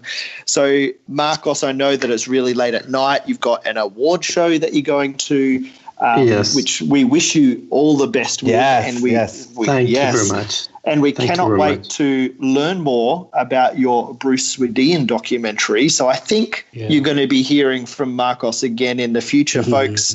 So, Taj, if you need to head out because you've got a lot on your plate and you've got a young family as well, then we're quite happy to wrap this up for you and then we can just carry on. Cool. Yeah, thanks. I mean, I actually have another interview. I'm actually doing a Brazilian interview in a couple of hours as well. Excellent. So I'm trying to do more international ones. If you notice, I haven't done any American ones yet. But, I did the Australian one today, which went really well. Who was that with? Sunrise. Wow. Great. Okay. Yeah, Sydney. That actually went really well. They were so pleasant. I know that the fan base globally, that my uncle had, and that's why I've basically been doing a lot of international interviews as opposed to domestic interviews because, I know how much he was loved there and how much they're more open to thinking for themselves. I hate to say that and, throw my country under the bus, but at the same time, we aren't, free thinkers and in a way, and I'm probably sure everyone thinks in their country the same, but there's something about our reality TV based mindset here in the States that they just, anything they read or see, they just believe, and even with our show, that was not always 100% real. They believed everything, and I'm not even a good actor. When you talk about reality TV, Taj, in America, President Trump is a reality TV star. I was gonna say, exactly my point, and that's the thing. And I think with a 40% rating, and I think that was the thing for me when I was like, I used to want to prove everyone and be like, hey, why can't you guys see the truth about my uncle? Why can't you see that he's innocent? But then I realized, when I see poll numbers of like 40% of this or 40% of that, I'm like. I assume I'm just not going to reach certain people, and I'm good with that now. Yeah. That's exactly the thing. That's my growth. Well, I think this is an amazing time to thank you so much, Taj. And again, listeners, please go and support the GoFundMe. We will have links. Head over to Taj's social media. There's links over there, pinned tweets and posts, and be sure to share it, get the word out about this GoFundMe. Thank you, Taj, for your time. We really appreciate it, and we'll keep the good fight going. Thank you, guys. Thank you guys for everything, and to the fans out there, as I said, be proud. You know, we know the truth, and we're going to get the truth out there. Facts and evidence. Yep. Facts and evidence. That's what we've got. They've got. That's what we got on our side. All right. Thank you, Taj. And Marcos, thank you so much for staying up late for us. We do wish you well for the award you've been nominated for at the Film Awards in Seville in Spain. And we really appreciate your insight, especially as a filmmaker, that you've been able to bring to the table. It's been really, really rewarding. Thank you very much. I appreciate it. Hey, Samar, thank you, and Charlie, for being here so late. And Samar, especially for a last minute. Like, this was like half an hour before we recorded, I asked you. So yeah. Thank you. Thank you. Yeah, honestly, I saw the heavyweights on the show and I thought, I'm so wound up with so much kind of tension because we're just being bombarded with stupidity and just having to deal with stupidity on a daily basis. And the thing is, I put out a tweet the other day and I said, listen to people on Twitter that anyone who's going to believe these bogus allegations, understand that I will delete you. It doesn't matter how close we are. You're it doesn't gone. matter if we're friends, family, you are out of it because they're so preposterous. Like the conversation I had on the radio earlier, the lady referred to the accusers as incredibly credible, and everything you know about the allegations and the timings and the 25, 30 years of defending Michael Jackson, only to then turn around years after he's been killed for a massive civil suit payout, accuse him of things that he can't defend himself against. It's the complete antithesis of a credible accusation. And for us to be bombarded with that, I joked with Taj about it, and like I said, I am actually older than Taj, but back in 1993, we've been through it all before, and the guy was found not guilty 14 times. He was investigated by the biggest, most powerful intelligence agencies in the world, right? Like, listening to your telephone calls, having your telephone calls recorded, your hard drive searched, computers searched, your hard drive searched, you're having video library searched to pieces, having your photo, having your paintings ripped to shreds, having your safes gone through. I mean, he'd have to be Batman to have got away with what he allegedly got away with. It's so nonsensical. And then to put someone who he'd apparently been abusing viciously and aggressively as your first witness against prosecution lawyers who are 10, 15, 20 years of experience of prosecuting cases, and putting yourself under that scrutiny and being one of the strongest witnesses for the defense and the first witness for the defense. It's preposterous. I mean, it's so, honestly, there's a part of me that looks at what's happened and thinks, are they doing it deliberately to be as preposterous as possible so that people will not believe them? I think there's definitely an element of shock and awe. And I think hearing that firsthand, like the viewer perspective of the actual film, that is their ammunition. It is shock and awe. They just like lull everyone into the false sense of security and believability and then shock them all. And like you mentioned earlier, Samar, we've been to this 1993 and then from 2003 to 2005. I think now it is a very different environment. Social media is a juggernaut now, and it is got its positives and it's got its definite negatives. So it's a different way for the community to cope with this. How did we cope then compared to how we're sort of coping now? Honestly, I didn't cope in 2003 to 5. Like, I wasn't a fan in 1993 at all. I knew about Michael Jackson, but I was still very young at that point. Q, I think you were you were becoming a fan in the Dangerous era. But for me, I became a fan in 2001. So I experienced one proper Michael Jackson album launch with Invincible, and then 2 years later, everything went downhill. My hero at the time, Michael, who I adored, I was seeing in handcuffs on the news. I was seeing, hundreds of police cars at his house raiding Neverland. I saw his principal lawyer, Mark Garagos, leave his defense team. I honestly, and I have to put my hand up here and say, as a newer fan who wasn't as educated with all the GQ articles and stuff, I actually really did think, hang on, is my hero a pedophile here? it took me until the trial started happening and seeing the evidence that, oh my God, you know, I felt like at that time I was on trial along with Michael Jackson, because everybody I was talking to, my friends, my family, everyone talking to me, it was just non-stop. You know, why do you like a pedophile? You know, he was on the front page of newspapers everywhere. Like Samar said earlier in the show, limited amount of TV stations. There was no Twitter. Everybody, the media had just such saturation because everybody was watching the same news outlets. So for me personally, and I know this is different for everybody, I don't follow a lot of people on social media, unlike some other, you know, Q, I know you probably see a lot more on the MJCast Twitter. You're very engaged on that. I only follow a select few people on my personal Twitter. So for me, this time around, even though it's horrible and I know the playing ground's different, personally for me as a fan, in my day-to-day life, it doesn't feel quite as intense. I haven't had any family, I haven't had any friends, anyone come to me and say anything about this documentary. Whereas those 2 years from 2003 to 2005, it was non-stop onslaught. So myself personally, I'm, you know, coping then. What did I do? I coped by, you know, I had a couple of friends that I would talk to. You know, I would just sort of talk with them on the phone about it and learn the evidence on forums. Forums were a big deal for me then, and reaching out to other people. Yeah, that's how I coped, I guess, making connections with other Michael Jackson fans at the time.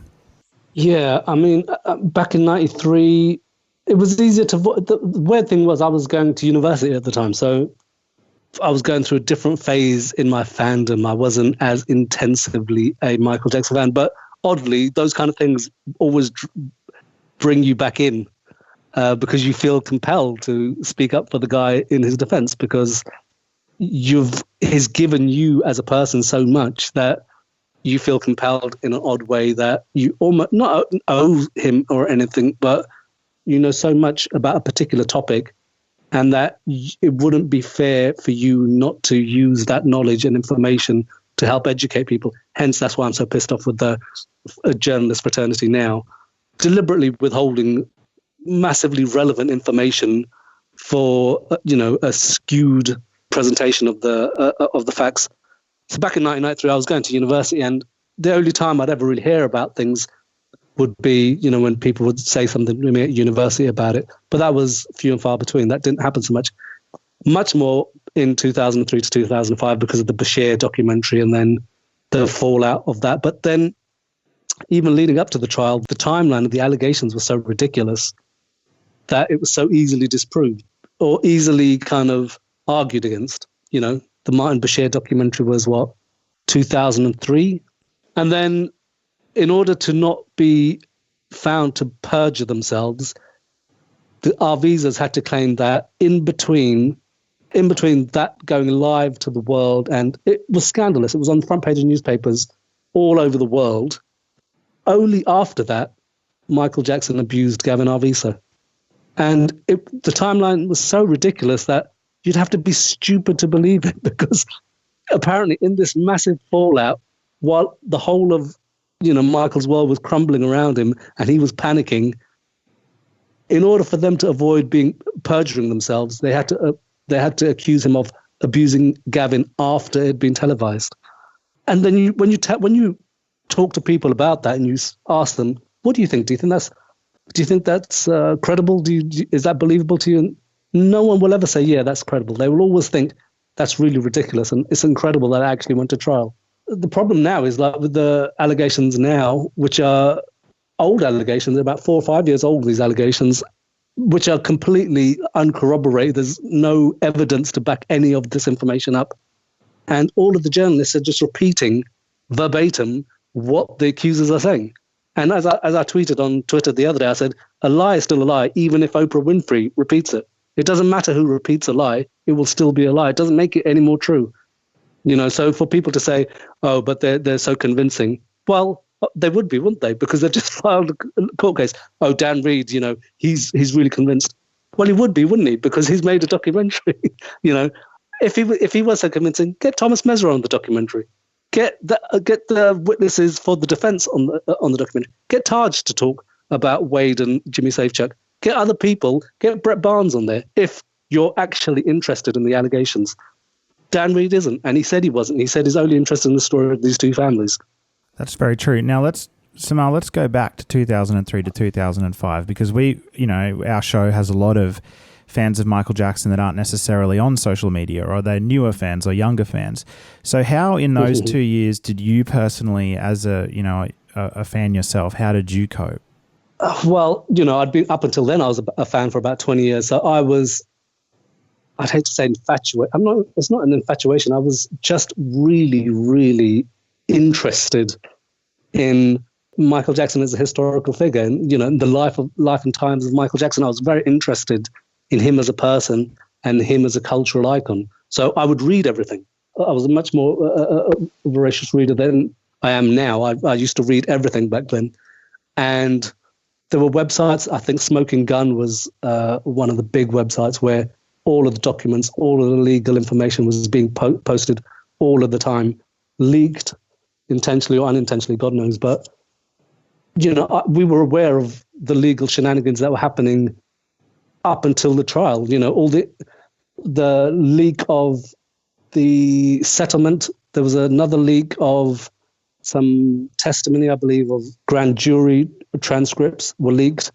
And then I think Michael was allowed to give a 2-minute interview as part of his Geraldo interview. He was allowed to give a 2-minute statement to the camera in response to that, and to talk about his rights as a citizen of America to be presumed innocent.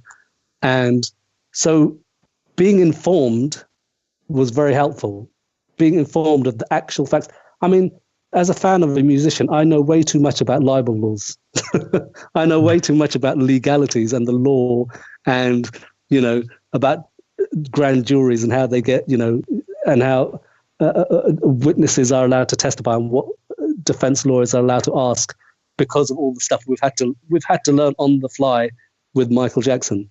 Keeping yourself informed is very useful. Keeping yourself informed of actual facts is very important. There was a documentary that came on TV about, I think it might have been while Michael was alive. Charlie will probably correct me. I think it was called Michael. There was a couple. It was the Jack Peretti ones, and there was one that was called Michael Jackson's Boys, which was a horrendous documentary. I mean, it was blatant one-sided propaganda. And I remember watching it, and I watched it with my wife, and we watched it. And at the end of it, she turned to me, she said, "That's really bad, isn't it?" And I looked at it and I thought, well, it would be until you find out who these people are who are talking. Like Victor Gutierrez is one of the guys who's interviewed in a car, and Diane Diamond's interviewed, and it's like all the kind of shadiest characters of the Michael Jackson story are interviewed on there. And I mean, there's even a scene where Jack Peretti he talks about this long lost home video film that Michael had made, yeah. And it's ghosts, right? But the way it's presented in the documentary is really grainy footage, and it looks really old, and it looks like it's on a VHS. And I'm watching it and thinking, this was premiered at Cannes. This was filmed on actual film. This is an actual short film that he released. But the way he presented it was, we stumbled across this mysterious footage, and it's so misleading and so just it's unbelievable to watch that kind of stuff. And then, like I said, my wife, who knows how I feel about all of these things and knows how much I know about all those things, she still turned to me, she said, "That's really bad, isn't it?" And I thought, man, that's really scary, because, there are households who will not have any information about Michael Jackson, who will watch that and will just believe every single thing and think Victor Gutierrez is a very credible witness who just happens to sit in dark cars late at night on Hollywood Boulevard. Exactly. Well said. Now, Charlie, I want to take you back to 2003 to 2005. Like I said, we got younger fans who listen to this show and I want them to hear from you at that time when we were going through a similar thing to what's happening now. What did you do? How did you get through that time? November 2003, I was 15 and was in secondary school. That was devastating, because at school, it was not cool when I was a kid to be a Michael Jackson fan, because we already had so much bullshit, like the baby dangling scandal. And then the Bashir documentary. So everybody in the school knew if you were a Michael Jackson fan, it made you somewhat of an object of ridicule. And then the ranch got raided. We as fans didn't really know what was going on at that point. It was very hard to answer people. You just had people constantly taking the piss or coming up and asking you questions and going, you know, coming to you as the Michael Jackson guy at the school and asking you stuff. And I found it extremely depressing and also quite stressful. And I had this like permanent feeling of like doom, you know, like my stomach was just constantly like I was going over the edge of a roller coaster. It felt awful. And so what I did was I took a step back throughout most of 2004. I just did not engage with the fan community at all, and I thought, let's just see what happens. And then I came back to the community in January 2005 when the court hearings started happening, and I can't remember exactly how the transcripts were making their way online, but I can only imagine it was a collective of fans who were, you know, sort of collecting donations and paying the court reports or something. But somehow every day online you would get access to yesterday's transcript. I was on a forum at the time called KOP, King of Pop Forum. And so I was going on there every day and reading the transcripts. And, you know, it wasn't long into the trial before you started going, hang on a minute, this is all fucking bullshit. So I started to feel better once the trial got underway. Of course, verdict day was very, very nerve-wracking. Oh.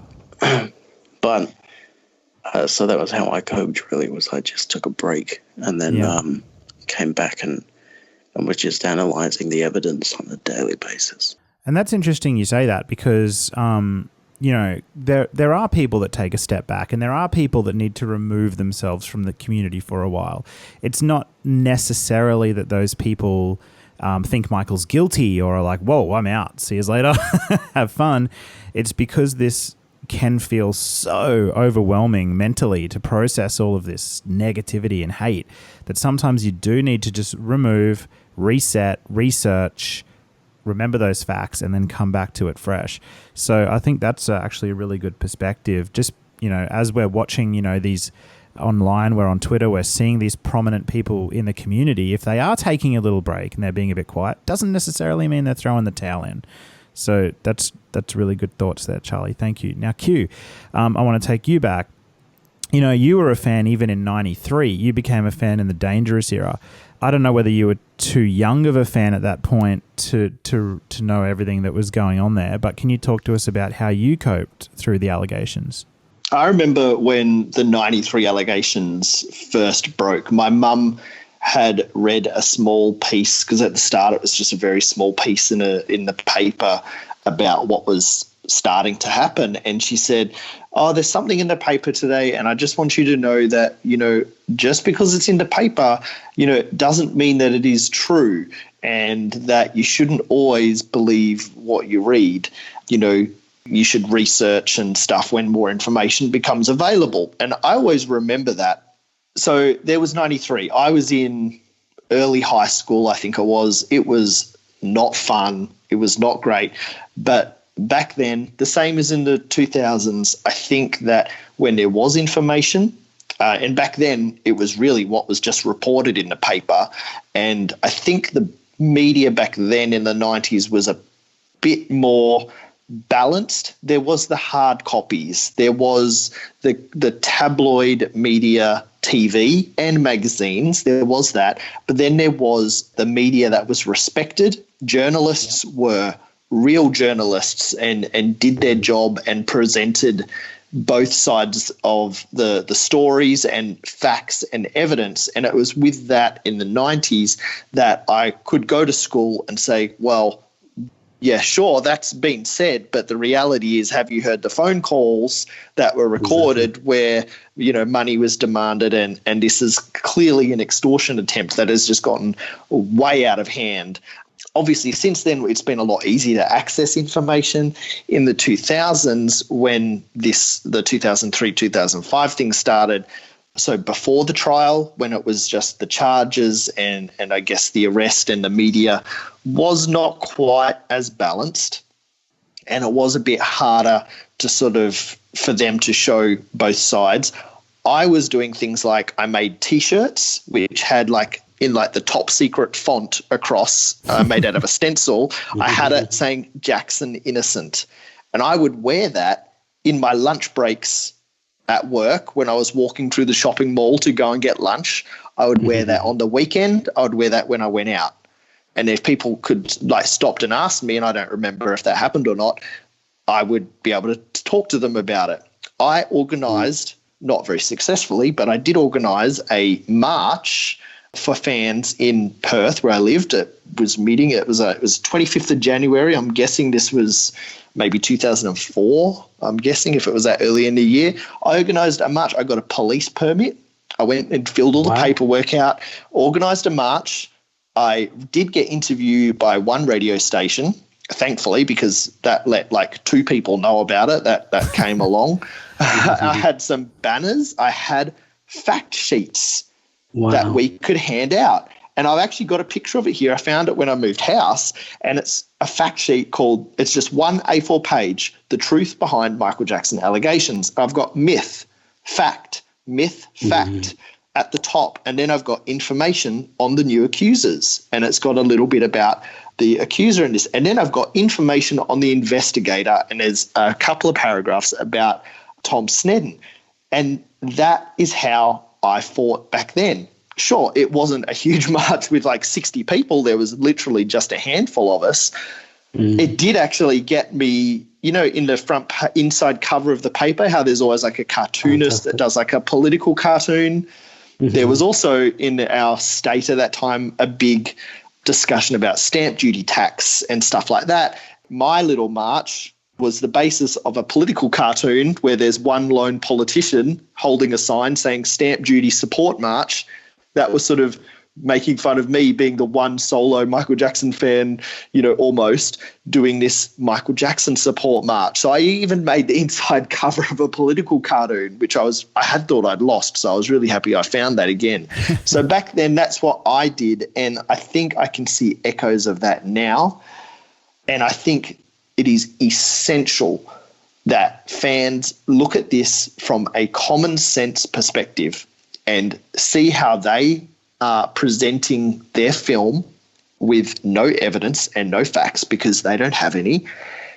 Sure, it's making a horrendous splash, a tsunami of negativity that is going to be, this is literally 2% people. When this is released worldwide, that is when it's going to be the full force of this. But we have facts, we have evidence, we have so much information we have access to now, and that is what we need to present. And I don't want to be the fan that says you people out there doing this are doing it wrong, but I think there are more effective ways for people out there to correct the narrative. These people can be discredited. They can be discredited, and that will be a very essential aspect of this. We can discredit them because they are not credible. We can present facts and evidence. I can share a link right now to decades of files that the FBI had on Michael Jackson through their investigation. We didn't have that back then. We've got that now. And what is in those files? Everything shows they found nothing. And they, like Samar said, they searched everything. If there is a criminal that can hide evidence that deeply from the FBI, what the hell? What kind of person is that? Yeah, okay? And we're finding now that, there are very senior politicians in America who are falling foul of the FBI and the Secret Services. Yep. So, the notion that Michael Jackson, who was the most famous man in the world, could somehow avoid triggering any sort of, evidence or anything, bear in mind, the first time they raided his house, he wasn't even in the country. So, it was so well timed and planned that they had access to everything while he wasn't there, and while, they were able to flout the law and, look in parts of his house that they weren't allowed to look into, and found nothing that a jury would convict him on. Yeah. Nothing. So, yeah, it's very important. What you say is very true. When the documentary hits, it's going to hit. And we've just got to prepare ourselves for that. But facts are important. Facts are very important. So how do we prepare ourselves for that?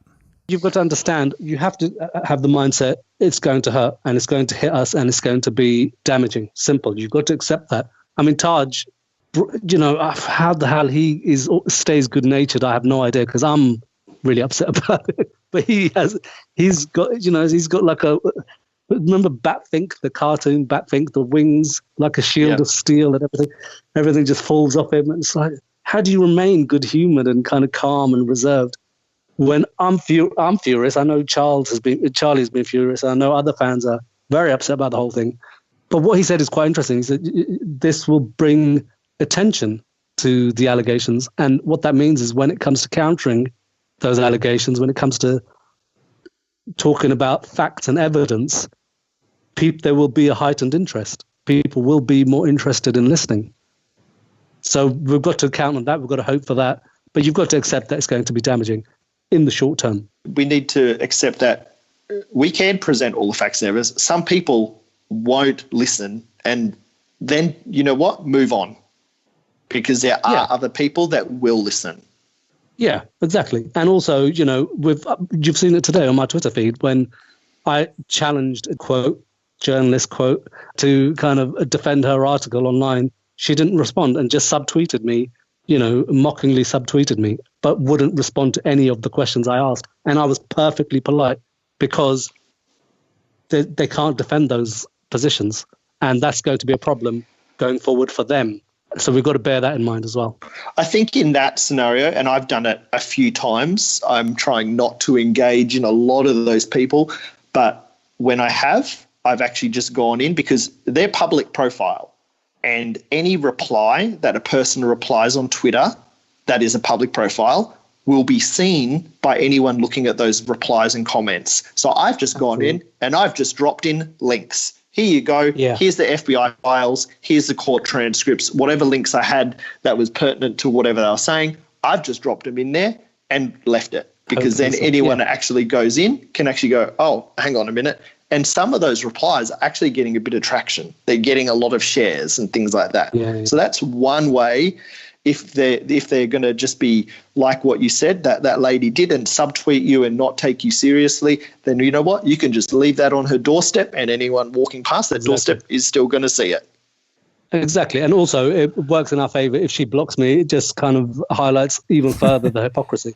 But also I should say one thing that I really wish Michael Jackson fans on social media, who are genuine fans, who are actual fans, and there are plenty who have been tweeting me this week, really intelligent, articulate arguments, but with Peter Pan as their avatars. At King of Pop Peter Pan lookalike or something, 99 or something, as their handle. We need to present ourselves as intelligent, sentient human beings, as opposed to, sycophants and caricatures, which is what we get portrayed as. And hence, it was difficult for Marina Hyde to respond to me because I'm a professional. She can see my name. She knows who I am. I communicate with real human beings on Twitter and have worked on major Michael Jackson projects. It wasn't easy for her. And then it wasn't easy for her to come back to me because I wasn't the caricature that she was trying to describe me as. So it's very important, I think, for Michael Jackson fans, if they want to kind of have the courage of their convictions, to put their face and name to their views, because otherwise no one's going to take them seriously. That is such a good point, Samar. Thank you so much. And Charles, I don't know, but maybe if I bring this up, you might have a comment you can make. You keep it short if you need. But back in the I'm going to say like 50s, 40s and 50s when people were, not Charles' first-hand experience. It's a historical calling him question. old. Jamon, wait for the context. Back in the 40s and 50s when civil rights was a sort of a starting out, especially, black civil rights and later on maybe gay civil rights and things like that. Protesting back then, people dressed in their finest. They had signs, but they weren't hysterical signs. They weren't alarmists and things like that. They were fact-based signs pointing out civil rights, the what needed to be fixed and how it could be fixed. And people had to take them seriously. Women's rights, when that was starting out, people were wearing their finest clothes, their professional attire, and they would protest in that in a professional way. Charles, can you sort of maybe, I know that you're quite a bit of a history buff. That would benefit us now, wouldn't it? Oh, for sure. I mean, to present ourselves, as Sam says, as professionals, as intelligent people whose entire lives do not revolve around Michael Jackson is quite important. I think that's why none of these motherfuckers will engage with me. Because if you look at my Twitter bio, it's just a list of journalism awards. I think that's my Twitter bio. They can't argue with me. So Marina Hyde and all these people, I'll tweet them all day long. I don't give a shit because they will not engage with me because they know they can't win. And I think it's important for fans to follow that model. Do not have a picture of Michael, particularly the ones that had like their Twitter picture is like Michael this is it. and a kid. You know what I mean? Like Michael on a roller coaster with a kid or something. And their name is like Neverland Girl 796 or something. And you just gold pants lover. Yeah. I think that was Karen Faye's name on MJ4 or something. Like, there's a time and a place for that, and this isn't the time. No, and you need to. The other thing is a lot of fans make bad arguments, and I spoke about this a little bit in Pirates in Neverland, the reason-bound simulcast. They will make arguments like Michael gave blah blah to charity. Michael gave 500 million to charity, and you want to call him a child molester. Well, Jimmy Savile gave a lot of money to charity. Giving money to charity does not mean that you were innocent. So you need to make a strong factual argument which is pertinent to the matter at hand, which bleating on about Michael's charity work is of no relevance or importance. Mm-hmm. If you want to know who Michael is, just listen to Heal the World. I mean, all that bullshit. It's just a waste of time. You need to know the facts. Now, and what's important as well to keep in mind on this issue is you cannot prove a negative. We cannot prove that Michael did not molest Wade Robson and Jimmy Safechuck because it is very difficult to prove any negative. So I can prove a positive. So if somebody says to me, "You've never been to the Grand Canyon," and I say, "Yes, I have," then I can produce a photograph of myself at the Grand Canyon and say, "There you go." If I'm trying to prove that I've not been to the Grand Canyon, how do I do that? I could not show somebody a photograph of me at the Grand Canyon, but that doesn't mean anything. So, we're trying to. There's no point trying to prove. We cannot prove, and we must not say that we can prove that that these claims are false, because that would be bogus. So what we have to do is we have to shift the onus, the burden of proof, back onto the people that are making the claim. If you're making an extraordinary claim, then you have to bring evidence. And what we need to be pummeling people with is, when you watch this film, every single time one of these guys makes an allegation, the viewer needs to be asking themselves, what evidence is being presented to me here which corroborates this story? And if no evidence is being presented, you can't accept that, particularly when you know that these guys admit to have, so Wade, he said in one court case in 2005 that Michael did not abuse him. And then he says in his own court case from 2013 onwards that Michael did abuse him. So he's told two different stories under oath. Even if you are minded to believe that Michael is guilty, you have to acknowledge that he's told two contradictory stories under oath, and that only one of those stories can be true, which means he is a perjurer. It doesn't matter which version of the story you believe, whichever version of the story you believe, he is a perjurer. And then you have to ask somebody, are you prepared to stake your belief on the word of somebody that you know is a liar and a perjurer? Because if somebody's answer to that question is yes, then they're a fucking idiot. So there's no point in even engaging with that person. You have to take a very rational, fact-based and logic-based approach to dealing with these people. You can't just keep ranting on about Michael gave hundreds of millions of pounds to whatever.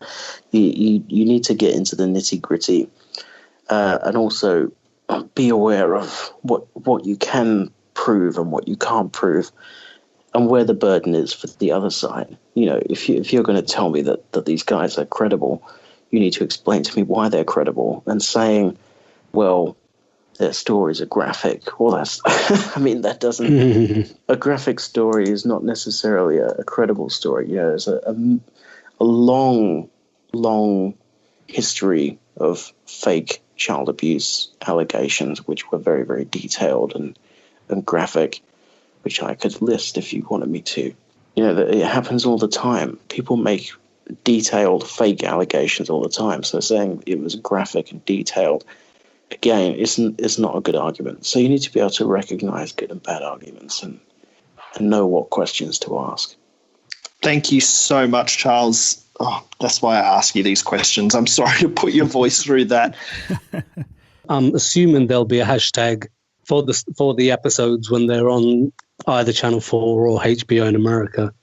And we have to take over that hashtag. We have to take over that hashtag with facts and evidence. And we have to kind of, if it's possible, to live tweet, but that hashtag has to be ours, and the truth has to be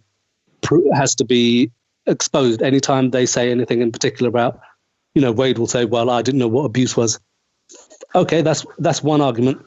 You weren't just asked whether you were abused. You were asked whether you were touched in a particular place. You didn't know what your leg was. You didn't know what your backside was. You didn't know what your head was. Did Michael touch your leg? I didn't know what my leg was. He's not going to be able to say that. So if he says, oh, I wasn't aware of what abuse was, well, that's not what he was asked in court. And also, while Tom Mesereau was asking him, did Michael touch your hair? Did Michael touch you there? Did Michael touch you there? Has anyone influenced you to answer in these particular ways? And he said, no one has influenced me. And he said that under oath. All of that has to be on that hashtag so that everyone can read it. And I'm sure Channel 4, they'll like the promotion, but ultimately the truth will have to come out, and that's how it will come out. Right. That hashtag statement is such a good point. I've been in discussion with some people about hashtags, and they're like, oh, we can't amplify their hashtag because that will give them more publicity. And I'm like, that's not the aim of using that hashtag. The use of the hashtag is to put awareness out there of reality. You can piggyback on it, and then, like you said, absolutely take it over. You have to, what we need to do is use their own words against them, because that's all they've got.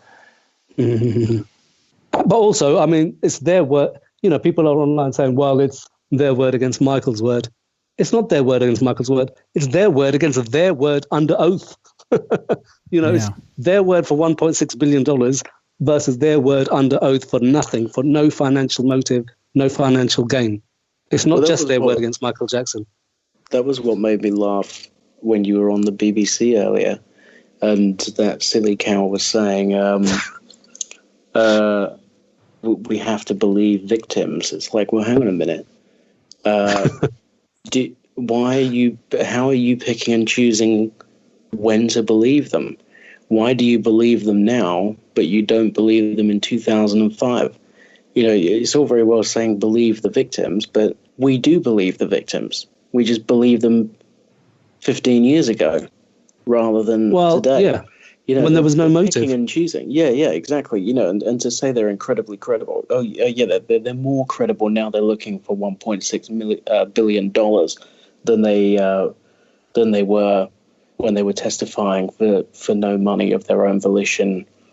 I mean, it just doesn't make any sense. So even this, believe the victims bullshit, it just doesn't even make any sense. You're picking and choosing which version of them you believe. It's just nuts. You've got people saying we've got to believe them. Well, fucking ludicrous. They're telling multiple contradictory stories. I mean, even within the context of their own lawsuit, Wade's timeline has changed so many times. Which version are you believing? And it doesn't match Safechuck's either. His stories, all 12 different stories Wade's told, completely contradict Safechuck's stories. So nothing matches at all. Yeah, if I believe Wade, if that's my instruction, I am to believe Wade Robson. Well, that means I'm currently believing multiple contradictory versions of the same story. So how am I deciding which version I believe? It's all just a nonsense, this whole we must believe them. That's the really damaging thing, is the context in which this is happening compared to previous cases. In terms of 93 and 2005, they did not happen within the context of Me Too and Time's Up. That's really, really damaging, because we have a huge movement towards ignoring the burden of proof, ignoring the presumption of innocence, and simply assuming that any allegation against anyone is true. And in fact, anybody who speaks out, anybody who says, well, where's the evidence, immediately is like, you're a victim blamer, you're a pedophile apologist, you're whatever, some other bullshit, gaslighting, you're gaslighting the victim, blah, blah, blah. So it's a really ugly era that we're living through, where it is just about demanding scalps. And we've seen it with Me Too. Who's that guy that was in Gossip Girl? Ed Westwick. Oh, the British actor? He lost multiple jobs, and he was completely cleared. And there's been no apology. The Me Too movement, I'm sure, would still insist that he must have done it. We see this time and again. We saw it with Utri in the UK, where people lost work, and there was that guy that was in the bill who was completely cleared. And even in that case, even the judge said, which was disgusting, and the judge should have been removed from post, really. But after the verdict came in and he was cleared, the judge said from the bench, you've been declared not guilty, but that doesn't mean you didn't do it, which is just outrageous. So it's a terrible climate that we're living through. People are going to be a lot more inclined to believe these allegations than they would have been in previous years. So we've got a massive job ahead of us. And I think another thing we need to do is just make sure that fans are prepared for how bad this is going to be, because I really think this is going to be worse than 93. It's going to be worse than 2005. If this is going to be emotionally, it's going to be more like June 25th, 2009. And in fact, I got a text message from a fan friend the other day who said, I feel like Michael's just died all over again. This is going to be absolutely devastating. So fans need to, they do need to do whatever they can to mentally prepare themselves, and also to ensure that they have a support network in place, because this is going to be really, really tough. It's going to be the hardest battle we've ever fought as a community. So, people need to gear themselves up, and I think there are going to be people that are not going to be able to handle it, and they need to sort out some support. Every one of us in our daily lives will have people that talk to us and say, why do you support a pedophile? Or, don't you think Michael's a pedophile? We face that. That. So I want to ask a couple of you now, and we do have time limits, so we probably can't go around the whole table here, but I want to ask, specifically, we'll start with Q. These are tips, I guess, for fans listening out there. Someone came up to you, Q, and said, why don't you trust Wade Robson. You know, Michael was clearly a pedophile. Have you seen the new documentary that just came out? What would you say to them in a succinct way? What are some points you'd raise for them? First up, I would say, why would you think I would support someone that did that to a child? What are you saying about me that I could support someone that did such a disgusting and heinous crime against a defenseless child? Because first up, I'm just really would be offended that you would think I'm the type of person that could condone such behavior. I'd put that back on them. And I reckon at that point, they'd be a bit shocked because they wouldn't have thought about that, because they think we're just blindly supporting him as fans and lover of his music, his videos, and his dancing. And I'm saying now, if there was evidence, which there isn't, if there was evidence of a crime committed like this, I wouldn't be here. I would not be doing this, because why would I? Why would I support a person that would do something like that? Then after that, I would just point out, like, this guy is unreliable. His story has changed every couple of months. It's changed, you know, and the backstory about just Robson specifics for now, you know, after his career crumbled, he had nervous breakdown, he lost the job directing a Step Up film sequel, you know, he didn't get the Cirque du Soleil job, he then started the allegations and shopped a book around, no publishers picked up the book, which was different, even stories, the timeline and everything in that book proposal was completely different. After 2012, you know, second nervous breakdown and the book deal didn't happen. Then he filed a probate case, and Charles, correct me if I'm mistaken in these, 2013, he filed a probate case that was dismissed in May 2015. And then Robson, Safechuck, and a female filed a civil lawsuit parallel to the probate case. The female's case was dismissed very early on, and then Safechuck and Robson's cases were dismissed in 2017. They were dismissed.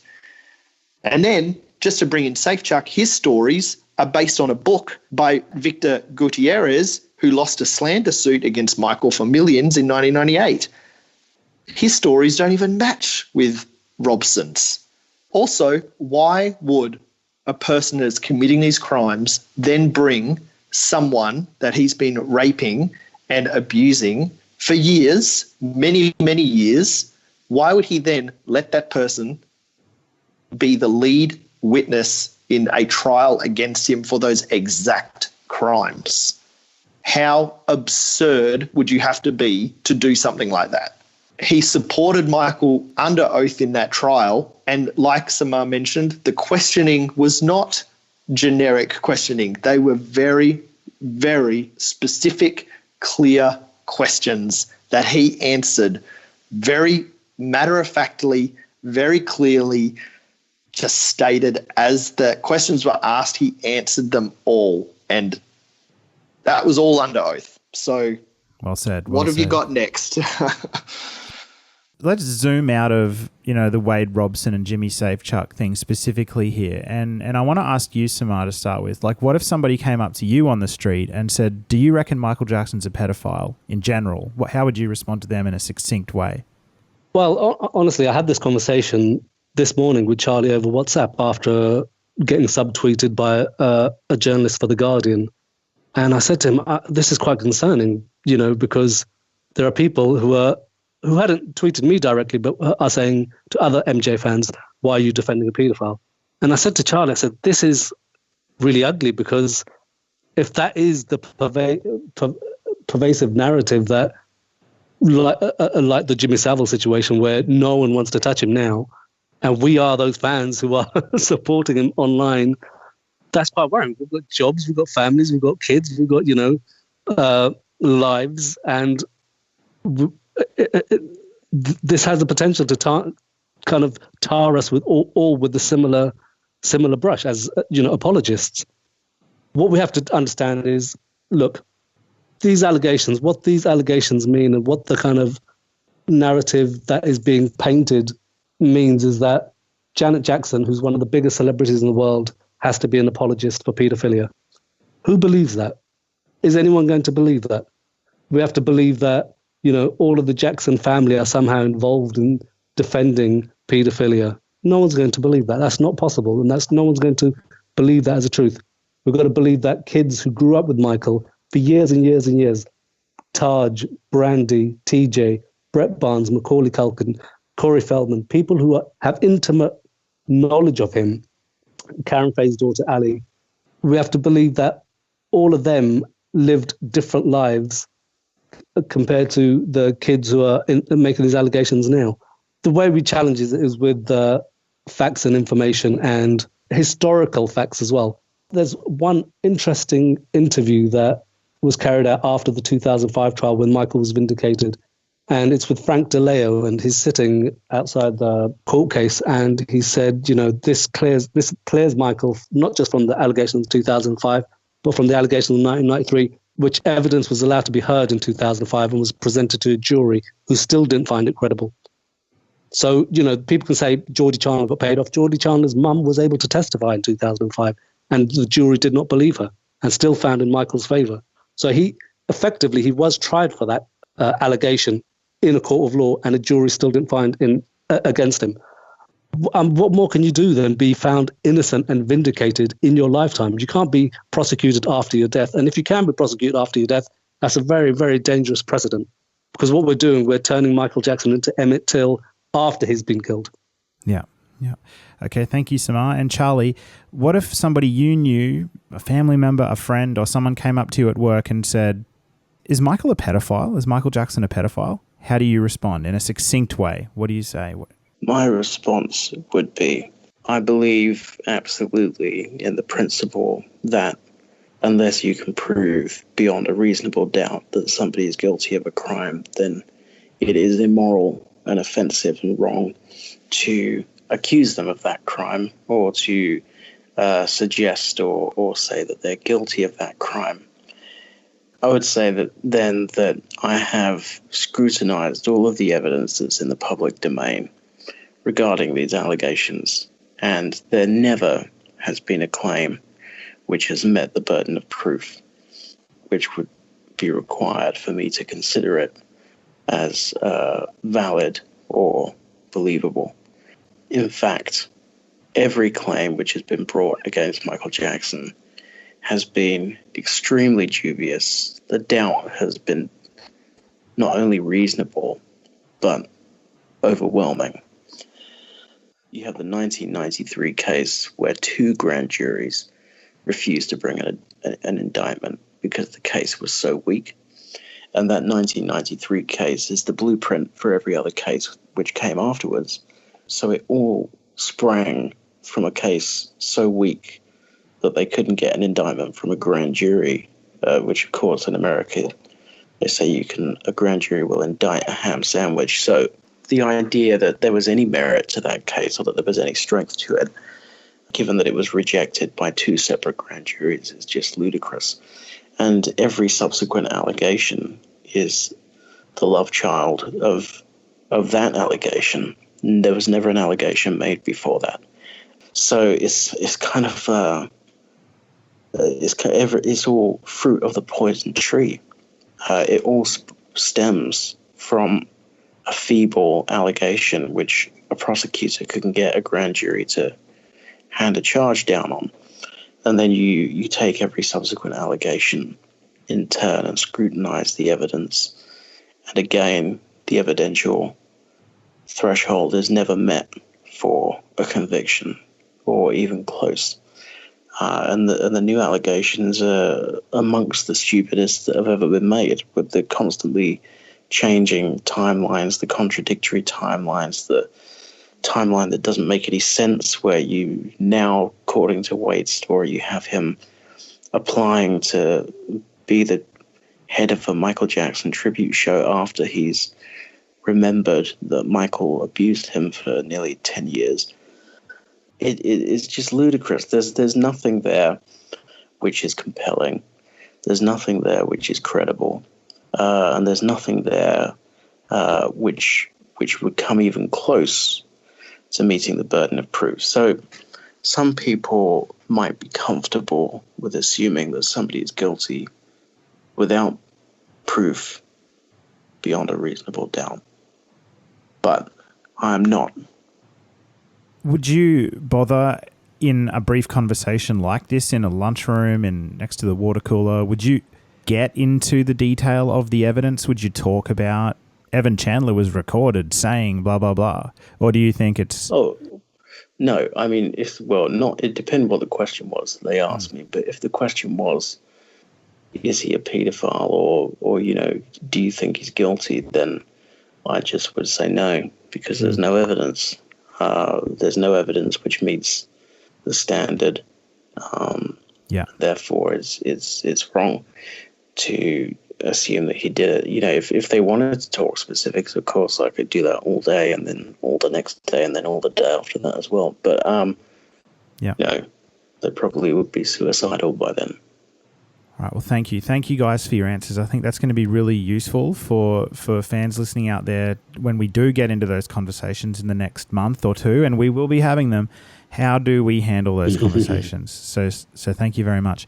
One last topic that I wanted to chat about with you guys before we sort of wrap up the show is just around some tips on how to live your life around when this is going on, because it's going to be hard. You guys mentioned that it's going to be really, really, really, really bad.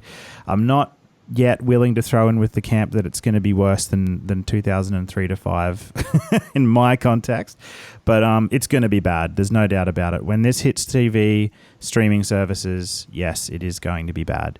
So what do we do? Like, what can we do to sort of make ourselves not fall into this trap of just this never-ending cycle of negativity and being depressed and all of that sort of thing? I've got a couple of tips I want to lead off with, and I'm interested to hear what else you guys sort of want to say as well. One of them for me is like choosing who you talk to and choosing who you do actually interact with in your life and on Twitter. There's one type of fan and then there's another type of fan.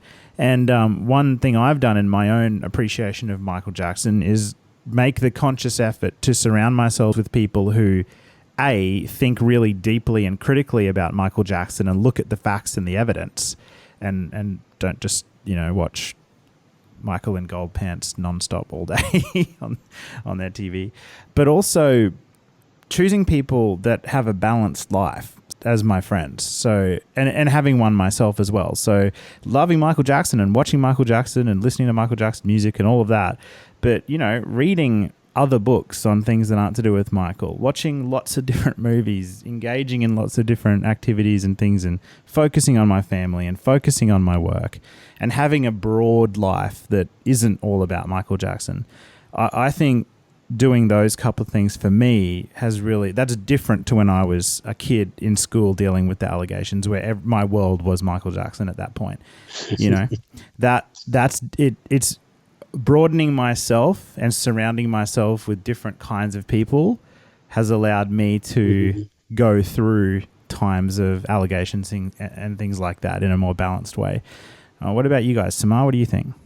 Yeah, that's really good. The family one is very important. I think having real social interactions, IRL in real life with real people in front of your face, is very healthy. I think that's very healthy. And to detach yourself from social media every now and again, very rich for me to say. But, I've been off Facebook for 2 years. So I'm very proud of myself.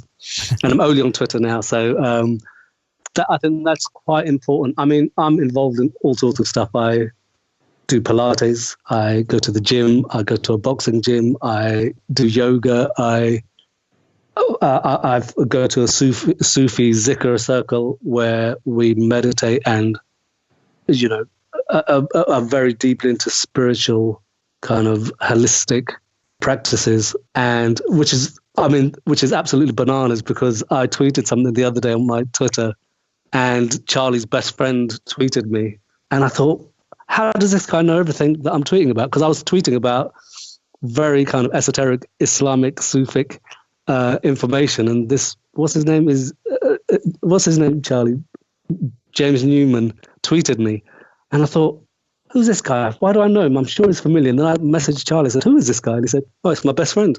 And he seemed to be familiar with the place that I go to. And it's really beautiful. It really just detaches you from the world, basically, and just kind of your troubles and your issues and your stresses. And I place great belief in faith. And it doesn't have to be God. It doesn't have to be religion. People, swear by yoga. People swear by other forms of meditation.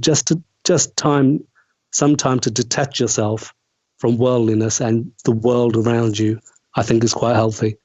However you can do that, there are people who do it by climbing mountains. There are people who do it by, cycling for 24 miles a day, just removing themselves from the stresses and strains of going to work on a daily basis.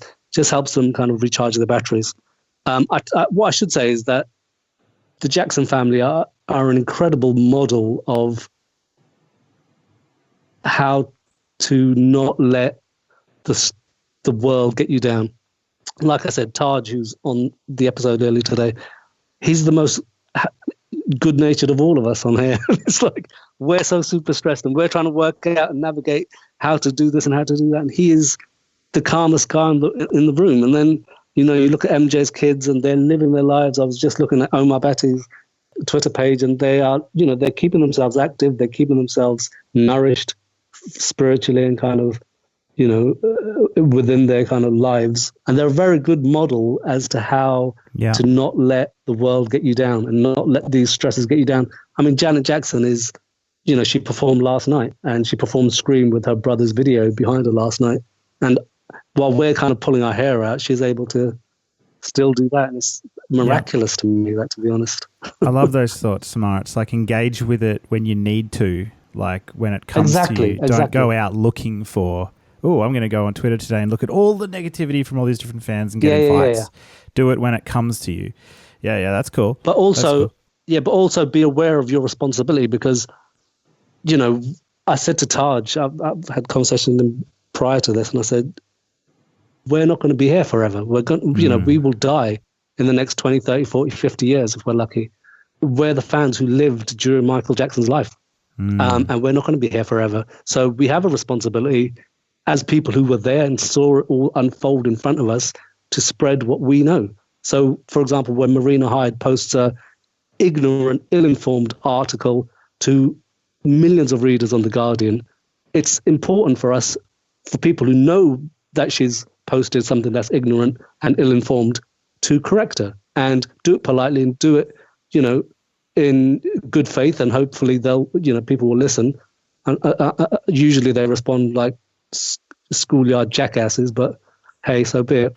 That's great. Okay, Charlie, how do you recommend to people to balance wanting to fight for Michael and wanting to get in there and defend him, but also not getting dragged into negativity and being depressed, basically? So last Saturday, I had plans to spend all day working on an important project that I was supposed to be working on. And instead, I spent about 15 hours on Twitter. And so I'm possibly not the best person to be advising.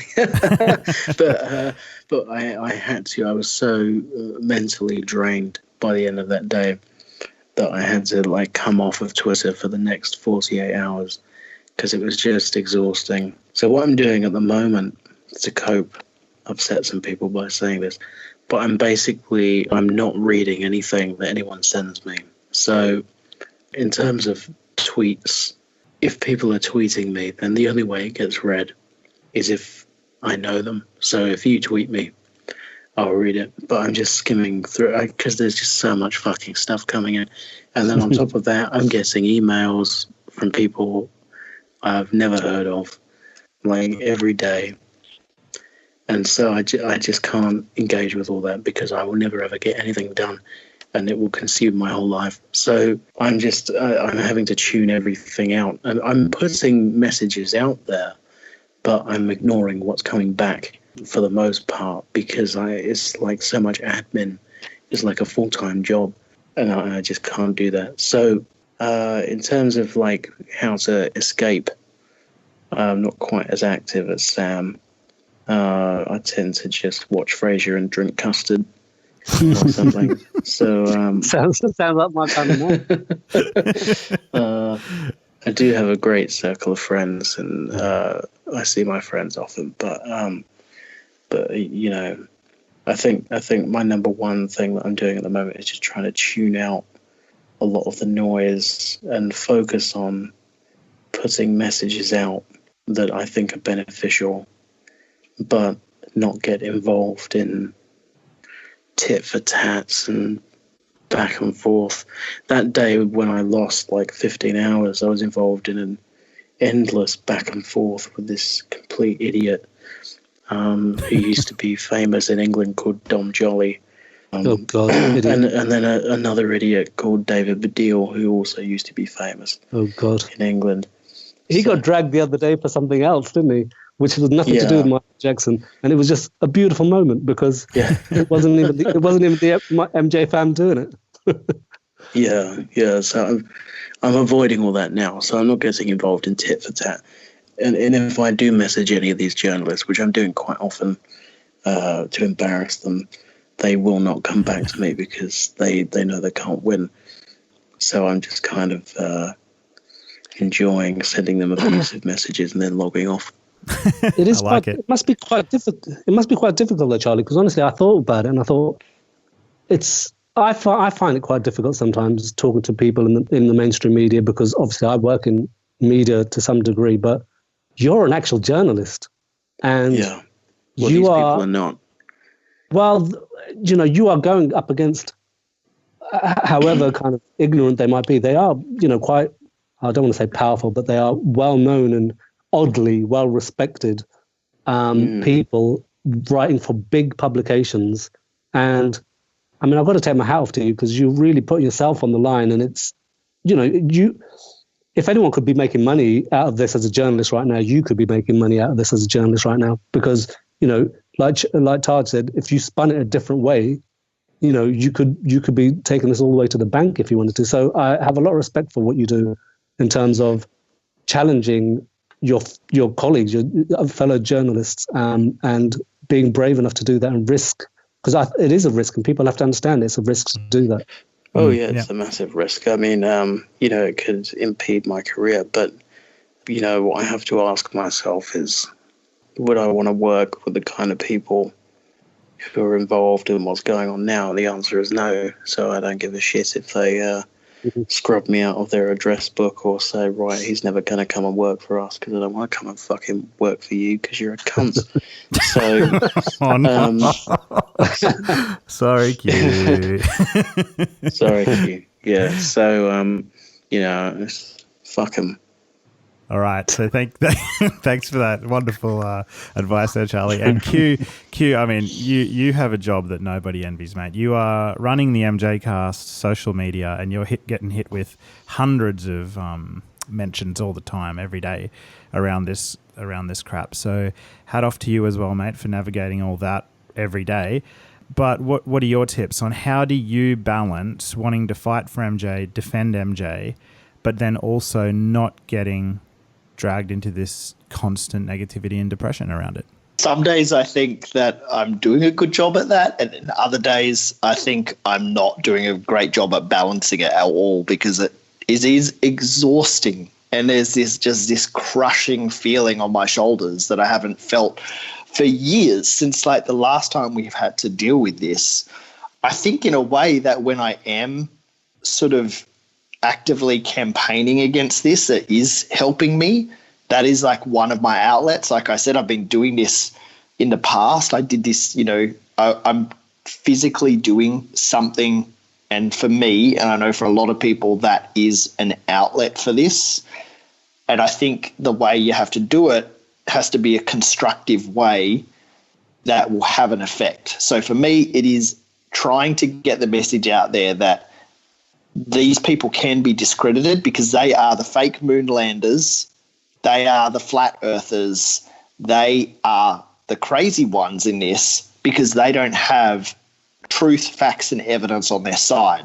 They've just got claims, and very, very unreliable claims. So my That's my avenue of getting the truth and the facts out there, is just to get the evidence out there and show that they are the flat earthers and the fake moonlanders in this. So outside of the social media, which does take hours every day, I just have to consciously now daily go, okay, cool, I'm actually done for the day online, and now I'm going to take some time for myself. I'm going to do my own social media, which is days behind. Like, I really have been struggling just to enjoy my own social media because I'm never on there at the moment. Focus on work. Like, thankfully I have like a job that I love, and that there's stuff that I need to keep in the forefront of my mind constantly, like safety stuff, emergency procedures and medical knowledge and stuff like that. So keeping focused on work is a good distraction. Like, and that's always been a thing as well. You can distract yourself with work, especially if you enjoy it.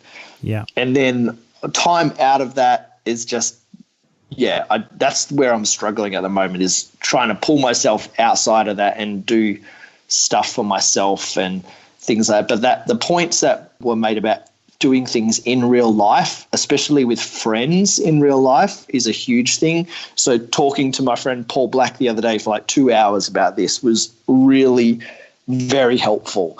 Organising a meetup with my Perth MJ friends in the coming weeks, like, that's going to be really good as a support network to actually, see each other in real life and see how we're all going, and maybe just make sure everyone's got the right focus and the right ammunition for this and the right support network, and doing that actually in real life as well as online. But some days I'm struggling to find a balance still, because it is an awful, awful feeling. But I think this episode is going to help in many ways. Firstly, we need to get word out about Taj's GoFundMe. We need to support that if we can, and if we can't, find people that can support it by sharing the news. Secondly, focusing on what we have on our side, which is the facts and the evidence, because we heard from Marcos, who saw the film, they don't have that at all. They've just got the shock and the awe campaign. And thirdly, listeners of this show hearing from us who are fans, as well as people that have seen the film and Taj, of course, but just hearing from us as fans and how we have dealt with it in the past and how we're going to deal with it now is also going to be a huge benefit to people. And with that, I want to say thank you, Charlie, who is sick as anything, and I really hope you get better soon, for joining us. That's no problem. Thanks for having me. Always a pleasure. Samar, it was great to talk to you again and to have your insight and perspective and knowledge, and thank you for all you're doing online, as well as Charlie, and thank you for your time late tonight. Oh, bless you. Honestly, after the BBC thing, it was just nice to be in the company of friends, to be honest. Thank you very much. Happy to have helped in that aspect as well. And Jamon, thank you. I know, we're technically still on break. This is season 4, which is hilarious, because season 4 wrapped at Christmas with our giant Christmas episode. And then we did put out a surprise episode, which did turn into something a little bit different with the post show, which I again urge you, if you haven't heard the Harrison Funk post show, after the music finishes, there's like 45 minutes of discussion on this topic and a lot of context. We dropped that. Our plan next was to enjoy our break and maybe drop the mixtape. Of course, this is not going away, so this was something that was needed. So thank you for your time in helping put this together. There might not be much for a couple of weeks, folks, there's not a lot we can do. We've given you some advice. We've given you roadmap. We're online, but episode-wise, season 5 hasn't started yet, and that's on the cards for a little bit later, maybe March. Who can say? We'll see. But thank you for your time with this and for editing this together. And, I do think that this will help a lot of people in a number of ways, and not just as the co-host of the MJCast, but as a fan and a friend. Thank you all for contributing to this, and I wish everyone strength and positivity. Stay on focus with the facts and the evidence, and we can turn the tide. Jamon, quickly as we wrap this up and sign off and say farewell and thank you, can you do the social networks? Absolutely. So you can find us online at themjcast.com. That's our website. We put all of our episodes up on there as a repository. But we're also on social media. So on Facebook, we're at the MJCast, Twitter, the MJCast. We're on Instagram as the MJCast. We'd love it if you could follow us and interact with us. If you want to drop us an email, you can send us an email at themjcast@icloud.com. And also, we'd love it if you could subscribe to our show on a podcast application. If you're streaming on the website right now or listening on YouTube, there's a much better way to hear the show, and that is in a podcast application.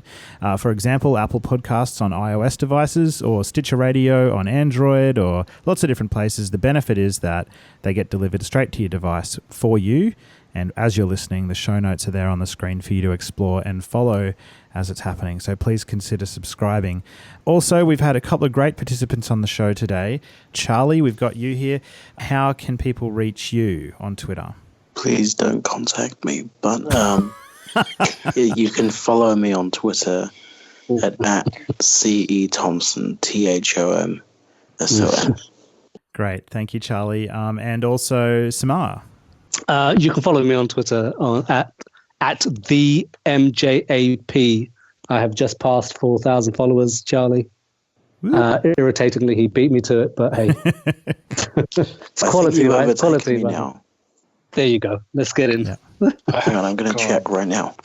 Well, I hope they're real and not bots. Like, we have a pretty good bot check system. I don't know what your curation's like, but it's all the big guns. It's all the big guns that follow me. Right. Good. I just want to say, in regards to social media, guys, contacting us via social media is great. We can't keep up with it all, which is a shame. Elise, thank you so much for your assistance on social media and also the show notes today as well. But definitely your assistance in social media has been a huge blessing and huge help. So thank you, Elise. But folks, when you're contacting us, just going to say direct messaging is not the best way. So Facebook Messenger, Instagram Messenger, Twitter DM, not the best way. We're a public account. Just contact us publicly.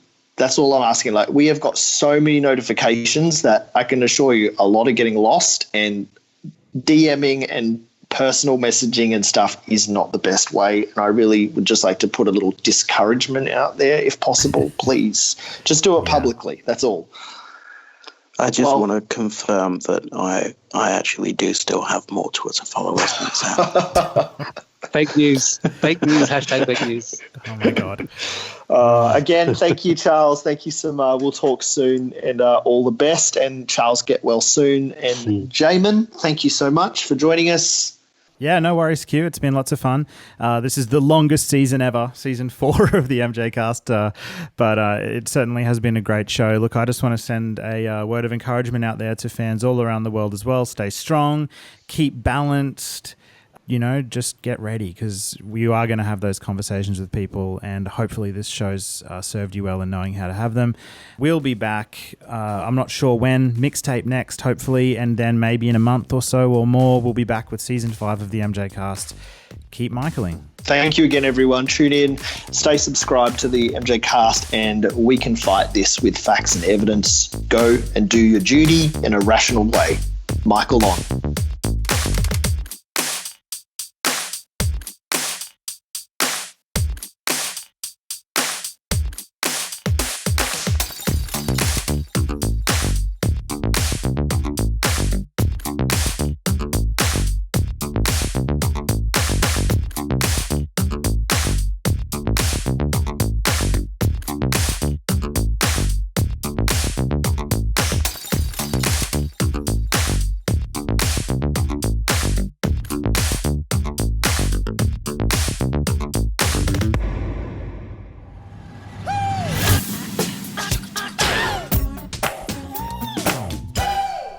MJCast.